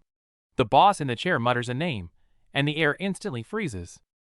A sharp screech cuts through the silence. The chubby guy asks in panic, the freshman, will they really be okay? The cold-faced guy just scowls, completely indifferent to their fate. Two minions whisper on the rooftop. Even if Du Chongsu has a heavy punch, his opponent is Taesung Hai. To them, challenging the seniors is nothing short of suicide. Meanwhile, the big guy is torn, debating whether to bring his crew to help. Rage builds up until he clenches his fists so hard he rips his own sleeves. The situation is getting chaotic. Someone frantically wakes up a sleeping comrade. Watching the mess unfold, one guy muses, there really are all kinds of people in this world. The speaker's gaze sharpens, locking onto his target. Some people just try hard only to make things worse, just like you. The guy on the receiving end breaks into a cold sweat, visibly shaken. The bully steps closer, his voice ice cold. Trash like you shouldn't try anything. Staying down is your best option. Understood? The victim hangs his head, trembling, completely swallowed by fear. Seeing the victim silent and bowed, the thugs erupt into ear-piercing laughter. Hee, look at this pathetic mess. The crowd surrounds him, watching the humiliation like it's a show. This is hilarious. Ha ha. The mockery continues, but the guy with blood running down his face snaps. Gritting his teeth, eyes burning with rage, he hisses, you think this is funny? He lunges forward, violently grabbing the long-haired guy by the collar. With a savage expression, he roars, if you think this clown is so funny, let me show you something real. Stop laughing. Do you want to die? Despite the furious threat, the long-haired guy remains calm, smirking. Didn't you hear Boss Taekbong? He said there's nothing to do, so save your breath. The long-haired guy's eyes turn vicious. Shut your mouth before I rip it open. I dare you. Just as they're about to tear each other apart, the silent guy in black finally steps in. That's enough, you two. The mockery cuts deep as he trivializes the standoff, calling it a lover's quarrel before demanding blood. His psychological pressure cracks his opponent's composure. It's a battle for the number 2 spot. The girl smirks with absolute dominance, leaving her opponent sweating bullets and mentally broken before the first punch. Inside the empty classroom, he sits alone.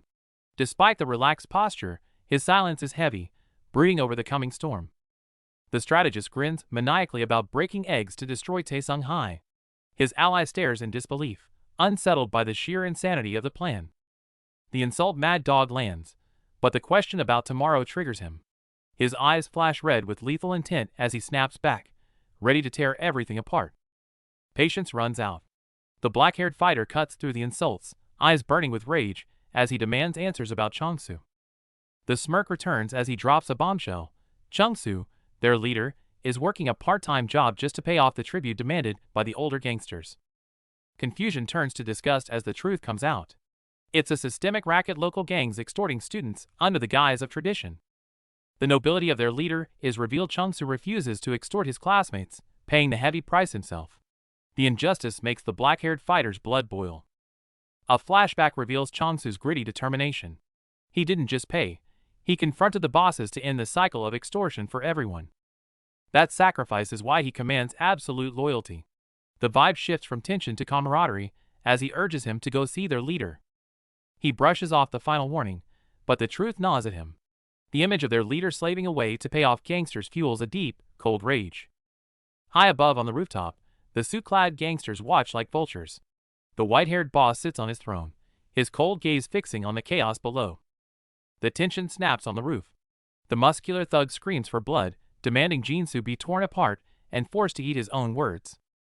Back on the ground, the contrast is stark. The long-haired fighter stands calm, while his opponent, manic with ambition, declares this the battle for the number 2 spot. The massive fighter sizes up his opponent, sweating as he calculates the weight difference. He's banking on brute force to crush the smaller man. The fight ignites.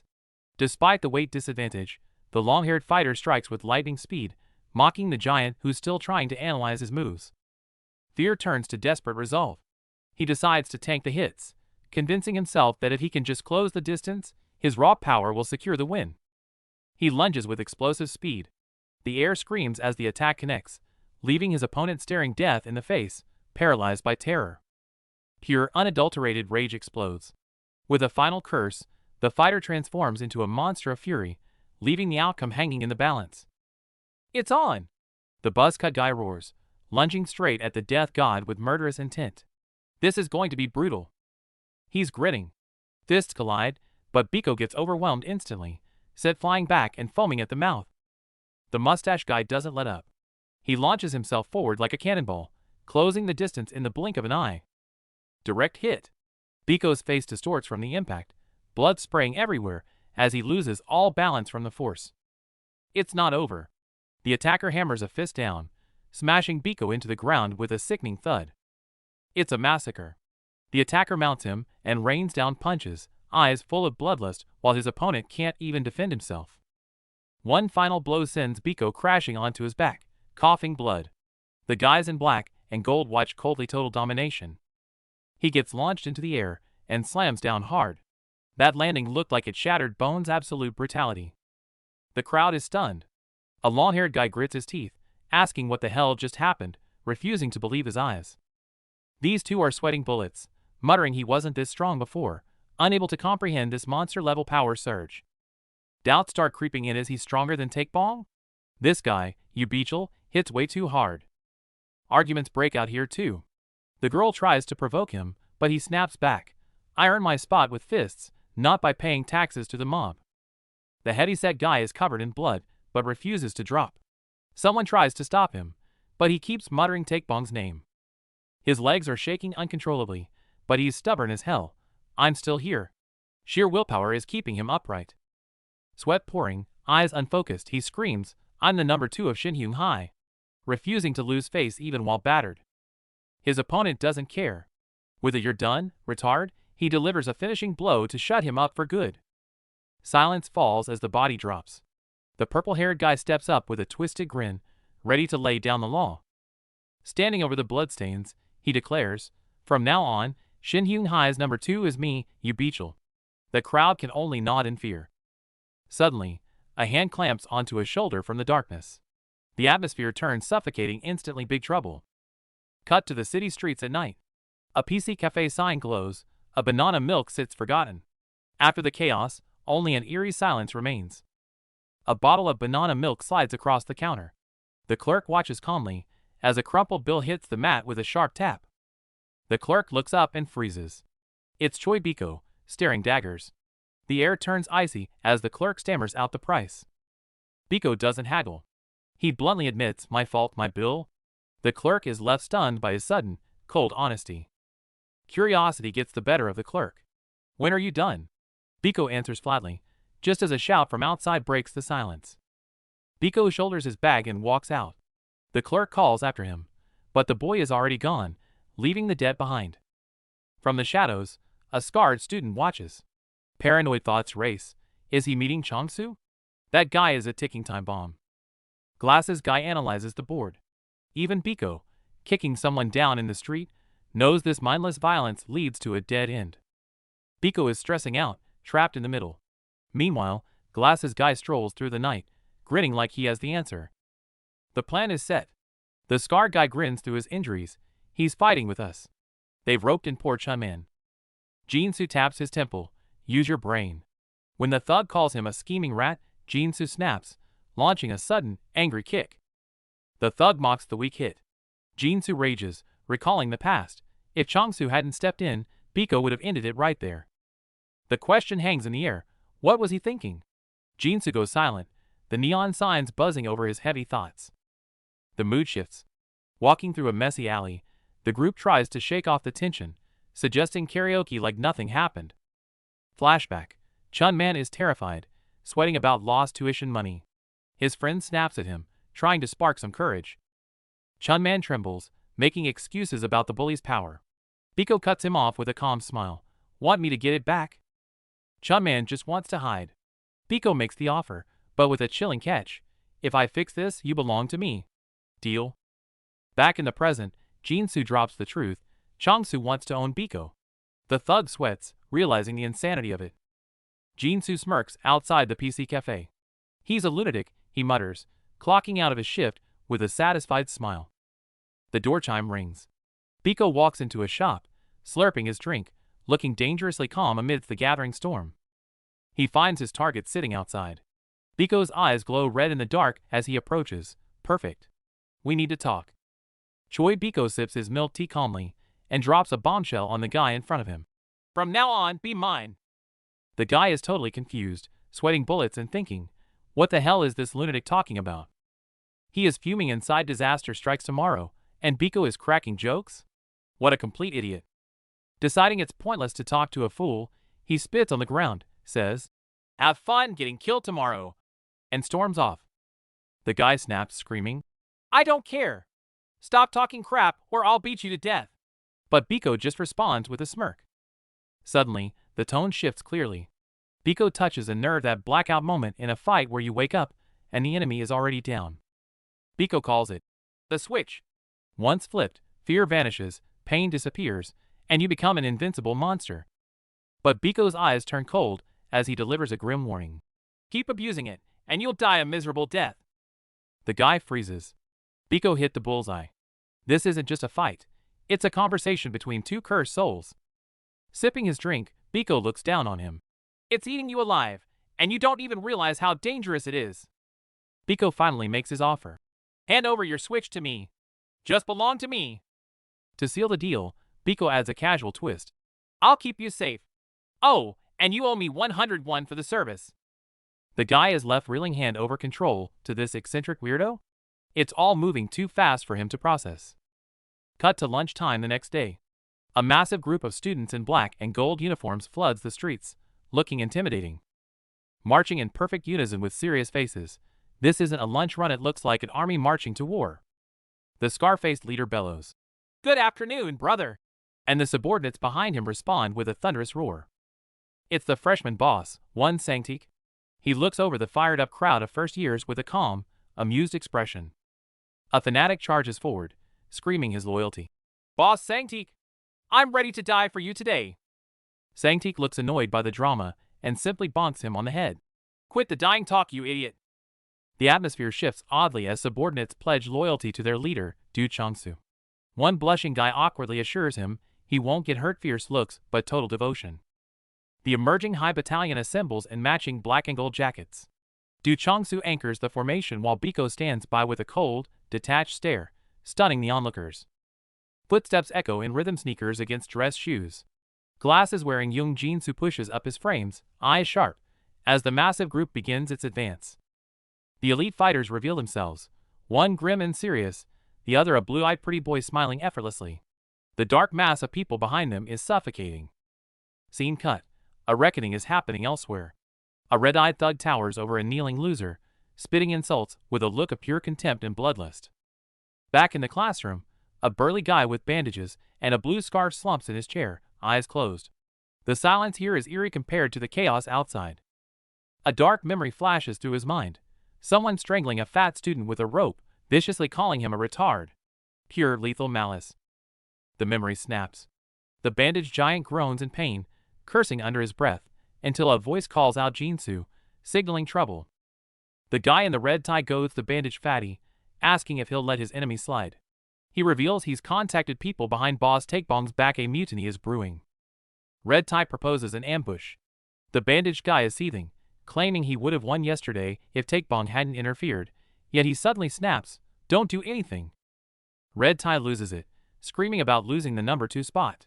The bandaged guy clenches his fist, sweating profusely, and forces out a painful plea, "Just don't." The air freezes. The motto "Whoever lasts the longest is the strongest" looms on the wall. The bandaged guy takes a breath, swallowing his pride, and mutters, "It's fine." Red tie scoffs and leaves, dropping a cold "Let me know if you change your mind." The bandaged guy is left alone, face twisted in humiliation and suppressed rage.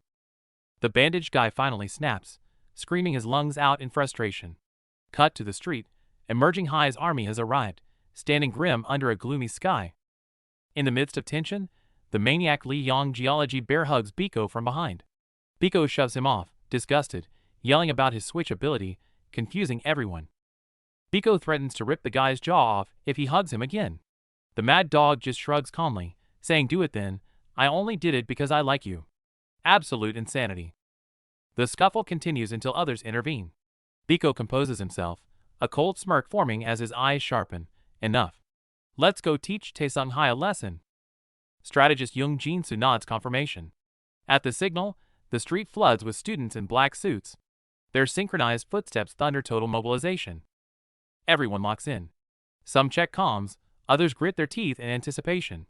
The massive army marches through the city, radiating murderous intent as they close in. They've arrived. The gates of Taesung Hai loom ahead.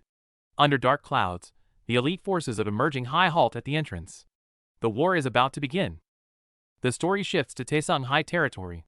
Under a purple sky, a black-haired boy looks sharp with a confident smirk. A storm is brewing. 2 Taesung delinquents strut out of the school. The guy in green casually suggests skipping class for the internet cafe, while the blonde beside him keeps a cold, stone-faced look. Turns out their leader, Myeongsik, called everyone to the gym. The blonde guy scoffs, mocking the juniors for getting beaten by Shinhyung Hai, calling them an utter embarrassment. The blonde guy gets angrier, feeling their reputation is ruined. Just as he's complaining, he stops dead in his tracks, staring ahead. Something's off. It's a guy in a Shinhyung Hai uniform. The blonde guy instantly flares up. This is a blatant provocation. Walking into Taesung territory alone? He's asking for a death wish. They immediately chase after him, shouting curses. Instead of running, the Shinhyung boy flashes a creepy grin and turns a corner into a blind spot. The 2 Taesung thugs think he's panicking. They sprint and yell, "Trying to run in our turf? Keep dreaming!" They're convinced this is an easy catch. They rush into the alley. It's a dead end. Excited, they block the exit, cracking their knuckles and glaring viciously. "Go on, run! Why'd you stop?" The blonde thug grins maliciously, mocking the kid for running into a trap. He yells, "Gotcha!" thinking the boy is frozen with fear and ready for a beating. Just as they're about to strike, they notice the kid is smiling with his head down. The Shinhyun boy speaks slowly. "Actually, I came here specifically looking for you, trash." The sight before them freezes. The chasers in their tracks. Bodies are scattered everywhere. The prey has instantly become the hunter, flipping the script entirely. Title page. The black-haired boy stands like a reaper, bodies scattered at his feet. This is the chilling vibe when the switch is flipped. Pure, aesthetic violence. The 2 Taesung thugs are completely dumbfounded. It wasn't just one guy. 2 full rows of Shinhyung's elite are lined up and waiting. This is a full-scale invasion. The black-haired boy who played the bait stands above them, looking down at the terrified thugs. He speaks coldly. I was planning to find you, but you saved me the trouble by coming right to us. Even though they're outnumbered, the 2 Taesung thugs keep bluffing, screaming at the black-haired boy to mask their fear. But against his overwhelming aura, their threats fall flat. Sure enough, they buckle instantly, shouting, We'll be back, as they turn and flee. But the black-haired boy just watches them coldly. Run? You're already finished. Before his words even land, impact erupts. The 2 thugs are sent flying instantly, bodies twisting in the air before they even realize what hit them. With a deafening crash, one of them slams into the ground, blood splattering. His partner screams, Young Tae! In terror, but that brutal strike has already shattered any hope of escape. Through the dust, the attacker reveals a sinister smirk, eyes glowing red. Seeing his partner lying in a pool of blood, the remaining thug breaks down completely, his desperate roar echoing through the street. Standing over his beaten opponent, the red-eyed fighter screams a fake name with pure aggression. I am Shinhyung's freshman, Do Chang-soo. The real Do Chang-soo watches the imposter causing chaos. Instead of anger, a cold, amused smirk crosses his face. A fool charges in blindly. The real Chang-soo barely flinches, staring him down with chilling indifference. Do you want to die? The scene cuts away. A single, heavy impact echoes through the empty city. It's over in one hit. Back at the enemy base, the bald boss sits on his throne, surrounded by his defeated goons. The air is heavy with tension. The boss is furious, screaming at his subordinates. You bunch of pathetic losers. Shameful. The goons apologize, making weak excuses. There were just too many Shinhyun guys. We couldn't do anything. The boss narrows his eyes, cutting through the lies. Too many? I heard one guy wipe the floor with all of you. Terrified, the battered goon admits it. It's true, that Do Chang-soo guy is a monster. He dropped 10 of us in a blink. The gang analyzes the threat. Turns out this Do Chang-soo has a history of violence and dominating their top ranks. Someone suggests bringing backup, and the boss punches him instantly. Shut up. Haven't you embarrassed us enough? We handle this ourselves. The boss shows no mercy to the complainers. If you weren't such idiots, you wouldn't be bleeding on the floor right now. The boss turns to the unhinged Han Chun-soo. Can you handle it? The guy grins maniacally. Leave it to me. I'll teach them a lesson. 2 injured goons stumble out of the room, only to find a menacing silhouette blocking their path. Panic sets in. A foot steps into the frame. It's over. The Shinhyun guys are actually here. Wham! The guard gets kicked across the room. The Shinhyun elite squad has breached the entrance. The enemy executives step up. 2 groups face off in the corridor, tension skyrocketing with every heavy step. Real Do Chang-soo leads the charge, his black-clad army marching in perfect formation. The intimidation level is off the charts. Chang-soo stands before the bald boss, eyes cold as ice. Nice to meet you. Shinhyun High, freshman Do Chang-soo.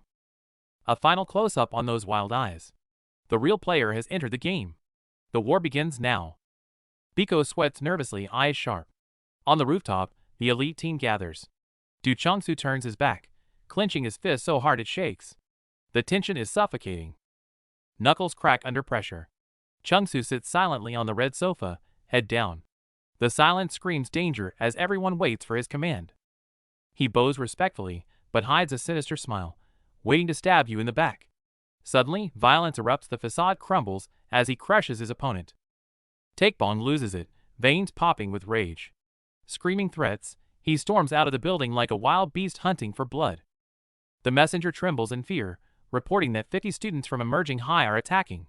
The listener's face goes cold. This is getting out of control. It looks grim. Taesung can summon hundreds with one call. Everyone worries that the 50 decoys are walking into a suicide mission against such overwhelming odds. The enemy sneers, convinced only Chang-soo can fight. They mock the bastards, certain that sheer numbers will crush any resistance effortlessly. Taekbon laughs manically, sure of his victory. Watching this cruelty, the boy beside him feels sick to his stomach, rage building inside. The real battle is here in the gym. The elite team has infiltrated and now faces off against the enemy guards. The air is heavy with impending violence. The bald suit shouts in disbelief, asking if they've lost their minds. The black-haired boy stands tall, his icy stare silencing the angry roaring. The glasses guy smiles politely, saying, "Nice to meet you." Behind him, beaten guards kneel and tremble, proving he's already dismantled their defense. The bald man is speechless. Next to him, the redhead panics, screaming into his phone for backup, terrified that emerging high has actually invaded. Undeterred by the numbers, the black-haired boy steps forward. He coldly declares that running is useless, they are already walking dead men. The step echoes loudly. The bald man tries to intimidate them with Taesung's gangster connections, but his threats sound like desperate gasps of fear. The glasses guy calmly calculates 15 minutes until backup arrives. The bald man and his 6 thugs stand in the way, realizing they are trapped against the clock. The perspective flips, the 7 elites of emerging high stand ready. Their target isn't the boss, but a specific target. A finger points accusingly. Him. Target locked. Shin Jung-sik. The glasses guy vows to crush him within 15 minutes. The guy on the phone sweats profusely, terrified by their insane determination. Mockery hits hard. Pathetic, isn't he your brother? The words strike a nerve, twisting the enemy's face in rage, but the strategist just smiles a wicked, knowing smile. Cornered, the bald ex-judo athlete proposes a deal. Instead of a chaotic brawl, let's settle this with a 5-on-5 deathmatch. It's his final gamble. Stares lock, sparks fly. Every face is etched with killing intent and resolve. No backing down now, the 5-on-5 battle for pride begins. Facing the bald boss of Taesung High, Du Chung-soo doesn't flinch. He lays it out, a 5-on-5 duel to settle everything. The boss calculates. He heard this kid took down 10 guys in an instant. Not just a brawler, he's got brains too. Walking into the enemy's den with a proposal like that? The boss respects the audacity. This kid is too good to be a wasted talent. A suit-wearing lackey snaps, screaming that it's a trap and begging his boss not to listen to Chung-soo's words. The boss's eyes go cold. He snatches his own underling by the collar. Zero tolerance for interruptions. Slam! With brutal force, the boss smashes his subordinate into the floor. The gym goes dead silent. After silencing the noise, the boss turns back, eyes intense. "Are you absolutely sure about this?" Chung-soo smirks with confidence. The boss points a finger, amused by his guts. "If I win, you work for me." Without hesitation, Chung-soo accepts. Deal. The pact is sealed in blood and pride. Taesung makes their move. A glasses-wearing thug looks down from above, marking Chung-soo as the first target. It's 5-on-5 now. Chung-soo turns to his army, expression grim, and orders the mass retreat. Only the elites stay. Only the top fighters Youngjul, Biko, and Dongchan remain. Jin-soo sweats nervously but knows this is the only way. The students hesitate, confused and loyal. But the warning is stark: leave now if you don't want to die. Watching the gym empty out, Jin-soo can't help but scoff. Wow, they really left. So much for loyalty. Jin-soo grabs Chung-soo, furious. "You crazy bastard. Warn me before you pull a stunt like this." Chung-soo just laughs it off. First or second? While Jin-soo panics, Chung-soo steps up calmly. "I'll take the lead." Noticing the senior, Chun-man, still lingering, Chung-soo throws a cold jab. "First year's left. You staying to watch the show, Hyung?" Chun-man curses back, but he doesn't leave. Chung-soo knows the guy's pride wouldn't let him run anyway. Eyes lock. The air gets heavy. No more talking, it's time for violence. Center court. Finger pointed. The tension snaps. The first death match begins now. The atmosphere freezes instantly. 3 men in brown suits block the path, staring down the students in uniform. A brutal clash is inevitable. The bandaged thug tries to intimidate the freshman, but the kid doesn't flinch. He shuts him up with a heavy punch right to the face. The punch lands square, twisting the thug's face in agony. The freshman takes a deep breath, eyes cold, readying his next strike. Eyes burning with resolve, the boy screams his name, one Sangtik of Shinhyung High. He's ready to die for his leader, Chung-soo, right here and now. The thugs are confused, but the students are already riled up. Warnings are ignored as the adrenaline kicks in. It's on. The thug tries to counter, but Sangtik is too fast. A dark blur rushes past, and before the thug can react, he's swept off his feet. Sangtik sneers, dodging effortlessly before delivering a crushing blow. It's not just a counterattack, it's a display of total dominance. "You call that a defense?" Sangtik leaps into the air, launching a vicious high kick straight for the head, radiating terrifying confidence. No chance to block. The kick connects brutally with his face. The suit stumbles back screaming, his defense crumbling under the sheer power. Just as he has the upper hand, Sangtik slips up. He tumbles to the ground, cursing himself for such a humiliating mistake. The thug tries to stomp him out, but Sangtik rolls away just in time. It's clumsy and desperate, but he saves his head. Mockery only fuels his rage. Sangtik springs up and unleashes a frenzy of punches, pummeling the suit into submission. The bystanders watch in shock. No one expected a first year to fight with such ferocity and raw power. The commotion catches the bald boss's attention, but Sangtik is in a frenzy, raining down punches on his opponent without mercy. The thug tries to pull rank, but Sangtik isn't listening. He mounts him, screaming, "Shut up!" while delivering blow after blow. With a final roar, Sangtik delivers the finishing kick. The suit collapses in agony, unconscious. The fight is over. The scene shifts to tense close-ups, a cold stare, a panicked face. The air is thick with unease as the situation shifts. Before he can catch his breath, a weirdo with glasses and a clothespin on his nose appears. The bizarre sight makes Sangtik pause in confusion. Sangtik is distracted by the clothespin, and the glasses guy seizes the moment. He lunges forward, landing a sucker punch right on the jaw. There are no timeouts in a street fight. The punch sends Sangtik flying. The victor of the last round gets a brutal taste of dirty tactics. Stumbling and barely standing, Sangtik faces the suit-clad thug who mocks his every desperate move. Blood streaming down his face, Sangtik refuses to beg, instead spitting insults at the arrogant senior. That snaps the thug's patience. A brutal fist slams into Sangtik's face, silencing him instantly. The impact sends Sangtik flying backward, blood spraying from his nose as he gasps in sheer agony. No mercy given. Another blow lands hard, while the black-haired boy watches from the sidelines with cold eyes. Blood splatters with every hit. The watching boy remains expressionless, analyzing the brutal beatdown. Another devastating hit sends glasses flying. Jinsu, the strategist, just adjusts his own frames with a creepy smirk. With a deafening thud, Sangtik slams into the floorboards. Even Jinsu seems entertained by the brutality. Towering over the dust and blood, the thug spits out a warning about respecting the hierarchy. Looking down at the broken boy, the thug sneers in disgust, wondering why the kid just won't stay down. Seeing Sangtik still struggling, the thug loses patience, grinning darkly as he asks if he has a death wish. Trembling with rage, Sangtik refuses to yield. For his leader Chungsu, he's ready to fight to the death. Fine then. The thug's eyes go cold. He decides to grant that wish and end this pathetic struggle right now. Boom! A massive blow launches Sangtik like a ragdoll, the impact so hard it snaps the watch off the thug's wrist. The watch clatters to the floor. Jinsu finally reacts, his eyes showing a disturbing calmness amidst the violence. Just before Sangtik breaks completely, Jinsu calls it off coldly. Good job, Sangtik. You're done. The thug is pissed at the interruption, but Jinsu shuts him down instantly with a commanding, "Shut your mouth." Saved but furious, Sangtik screams at his brother in despair. It's not fair. Let me keep fighting. Ignoring the scream, Jinsu tosses his glasses onto the table and calmly admits, Round 1 goes to you. But it's not over.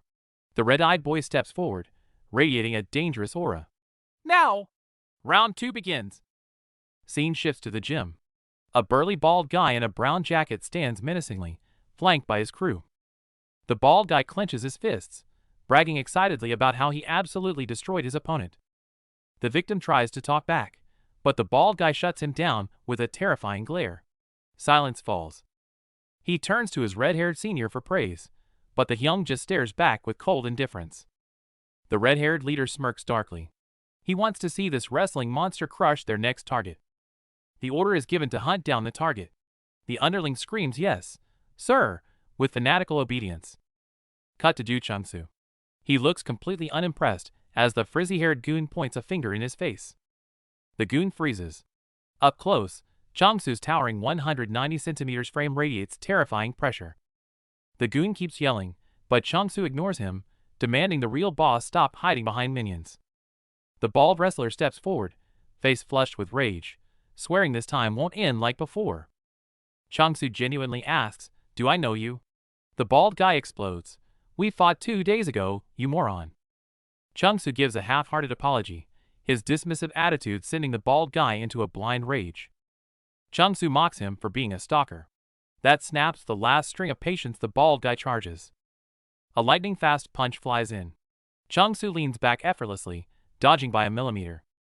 The bald guy presses on, but Changsu blocks the heavy blow with a single arm. Solid impact. Fists collide with brutal force, the air crackling with the intensity of their clash. Bam! Changsu lands a devastating palm strike directly to the face. Blood sprays instantly. The hit is too heavy. The bald guy loses his footing, stumbles, and crashes to the floor. The wrestler writhes in agony on the ground while Changsu stands over him, cold and victorious. The glasses guy coolly announces the 1-1 tie, then calls out, "Number 3, you're up." The bald guy instantly tenses up, feeling the pressure. He adjusts his glasses with chilling calm. On the sidelines, Mad Dog Younggil breaks into a cold sweat, stuttering in disbelief. How is he this strong? Younggil panics, warning the bald guy not to throw his life away. The bald guy snaps back, "He's just an ex-judo guy, I'm stronger." A voice cuts in cold, "Wake up. He's stronger than you." Back in the ring, the bald guy taunts the black-haired boy on the ground. "Want to star in another bullying video?" The glasses guy watches, his killing intent slowly spreading. Suddenly, a figure lunges from the shadows for a sneak attack. The glasses guy shouts a warning, but the fist is already flying through the air. The sneakers sneer, the glasses guy's shock. The swinging arm chaos erupts in a split second. The attacker moves fast, grabbing the glasses guy. Caught off guard by the grapple, he grits his teeth, "You bastard. It's a wrestler." He roars, "I'm the wrestling monster. You think a wimp like you can beat me?" He pins the glasses guy firmly to the ground. The wrestler screams in arrogance, thinking he's won. But he misses the look in the glasses guy's eyes, pure, cold murder. Instant reversal. The glasses guy explodes with power, slamming the wrestler into the floor. A sickening thud, and the arrogant loudmouth is coughing up blood. Tables turned. The glasses guy towers over him, looking down like he's trash. "You little rat." The wrestler struggles desperately, but can't move an inch. Showing no mercy, the glasses guy mounts him and applies crushing pressure. The wrestler's face twists in agony, screaming as he gets absolutely dominated. He locks him from behind, mocking him viciously. "You liked attacking from behind, right? How's it feel now?" The wrestler has nothing left but desperate howls. The pain breaks past the limit. Drenched in sweat, eyes rolling back, his consciousness teeters on the edge of total collapse. It's over. The glasses guy lets go, adjusts his messy clothes, and lets out a long sigh. Physically draining, but mentally exhausting too. Silence returns to the gym. The wrestler sits slumped like a pile of mud, while the glasses guy stands tall, hands in pockets. The brutal winner is clear. "Well, that was easy," the glasses guy mocks casually. The defeated wrestler is broken, shriveling as he mutters, "Be big brother." The onlookers are stunned. The bloodied loser starts sobbing and screaming, "I love you, big brother. I respect you so much." This twisted worship sends chills down their spines. Someone cheers, "You're a beast, Jinsu." He glances back coldly, "Want to die?" In the distance, the bald boss watches, his expression terrifyingly dark. A flashback hits. Before the fight, the leader Du Changsu had given a cold ultimatum: "If you lose, I kill you." No wonder he fought like his life depended on it. The dark-haired fighter smirks with lethal confidence. He assures everyone there's no need to worry, he's about to show them who's boss. Inside the gym, the brown-jacketed fighter steps into the center circle. Fists clenched, his presence alone screams that he's ready for violence. The team huddles up, one member acting like a fanboy. The serious leader points out the target, deciding who will take the first fight. They dismiss the opponent completely. The guy in brown sneers, calling the enemy leader a nobody with just guts and easy win for anyone. Facing a 2-meter giant, the tall fighter in blue steps up. Pointing to himself, he claims the matchup, confident his height gives him the edge. Infighting breaks out instantly. Mohawk guy, wanting the easy win, shoves the red-eyed fighter, sparking a tense internal clash. The argument escalates fast. The red-eyed fighter mocks Mohawk's dirty past with a photo, nearly triggering a brawl right there on the sidelines. Chaos erupts as teammates try to intervene. The strategist finally snaps, screaming Li Yang geology, to shut down the embarrassing display. The opponent loses patience, screaming at them to stop stalling and fight. His roar cuts through the noise, spiking the tension in the room. The buzzcut giant keeps provoking them, calling them weaklings. He swears he'll kill them one day, his eyes burning with murderous intent. The opponent recognizes Han Chun-Soo. He sneers, walking up to remind Chun-Soo how he crushed him in middle school, trying to instill fear. Chun-Soo coldly tells him to fuck off. The bully just grins wider, wondering if the beating back then wasn't enough to break him completely. Words turn to action. The bully cracks his knuckles, vowing to finish the job this time, as they square off in the center of the court. The scene shifts to black and white, a flashback to 2 years ago at Kanchun Middle School. The origin of their bad blood begins here. Back in the hallways, a classmate approaches Yang Geology. Curious, he asks if the rumors about MMA training are true, and Yang Geological quietly confirms it. The conversation turns serious. They talk about the thugs from Take On School encroaching on their turf, but they lack the numbers to fight back. They try to recruit him. Yang Geology calls them out for being thugs too, but the recruiter dismisses it with a fake "we're all friends" speech. Diplomacy fails instantly. The gang turns hostile, mocking his skills and surrounding him. Chun-Soo tries to hold him back, but they're itching for violence. They decide to teach him a lesson later. Deciding not to waste energy now, the leader sneers one last insult and orders the group to move out. In the hallway, crazy dog Lee Youngjil gets called out. He shoots back a death stare so cold the other kid freezes, looking down in pure fear. Suddenly, whack! He attacks his own friend from behind, screaming like a maniac. It's pure, irrational violence that leaves everyone in shock. They're arguing about Han Chun-Soo. That Four Eyes isn't a normal thug. Back when he fought for the top spot, he pulled out a knife. But he didn't stab the enemy, he sliced his own face. The opponent was so terrified by this psychotic act that he froze and got beaten to a pulp. Back in reality, the big guy isn't buying it. He sneers, who says he's boss, and lands a heavy punch, trying to beat the crazy out of him. Night falls. The gang stands there, totally confused. Their arrogance vanishes, replaced by shock as they stare at something that doesn't make sense. The leader takes a call, impatient and cursing. But as he listens, his annoyance turns into rigid disbelief. The news is insane. All 5 take-on guys were hospitalized by just one kid. It sounds impossible, but the fear on the line is real. Interesting. Instead of fear, the leader smirks with malice. If those losers are out, there's only one target left to crush. Cut to Kanchun Middle School. The empty bathroom is silent as a grave, until a voice from the open stall breaks the tension. Yo! Flashback. The big bully corners Chun-Soo in the bathroom, mocking him for being a nobody who thinks growing a bit taller makes him tough. Chun-Soo doesn't flinch. He stares right back and calmly says, "My vision is perfect." That sarcasm instantly lights the fuse. The bully snaps. He launches a massive kick wham. The impact sends Chun-Soo flying into the wall with bone-crushing force. It's a brutal hit. Chun-Soo slams onto the floor, body twisting in pain. But even as he falls, there's a stubborn refusal to break. He kneels, clutching his stomach, gasping. But when he looks up, there's no fear, only the terrifying rage of a psycho waking up. The switch flips. Chun-Soo launches himself like a beast, charging with suicidal speed, screaming with pure bloodlust. Collision! Blood splatters instantly in the tight space. Chun-Soo is fighting like a madman, turning the brawl into a bloody mess. He spins wham. A vicious back fist connects perfectly. It's a blur of motion and violence, aiming to destroy, not just hurt. Reinforcements arrive, but it's a horror show. The big bully is slumped on the toilet, face a bloody ruin, completely destroyed. Panic explodes. The friends scream and charge in to save him, but the figure standing in that bathroom looks like a grim reaper. The gang surrounds the locked stall, banging furiously on the door, their enraged screams threatening to tear the roof off. Abandoning all talk, the 2 thugs distort their faces in rage, violently kicking and smashing the door while screaming profanities. With a deafening crash, their fury erupts into a single, desperate scream. Lee Youngjil! You bastard! The story cuts off right at this boiling point.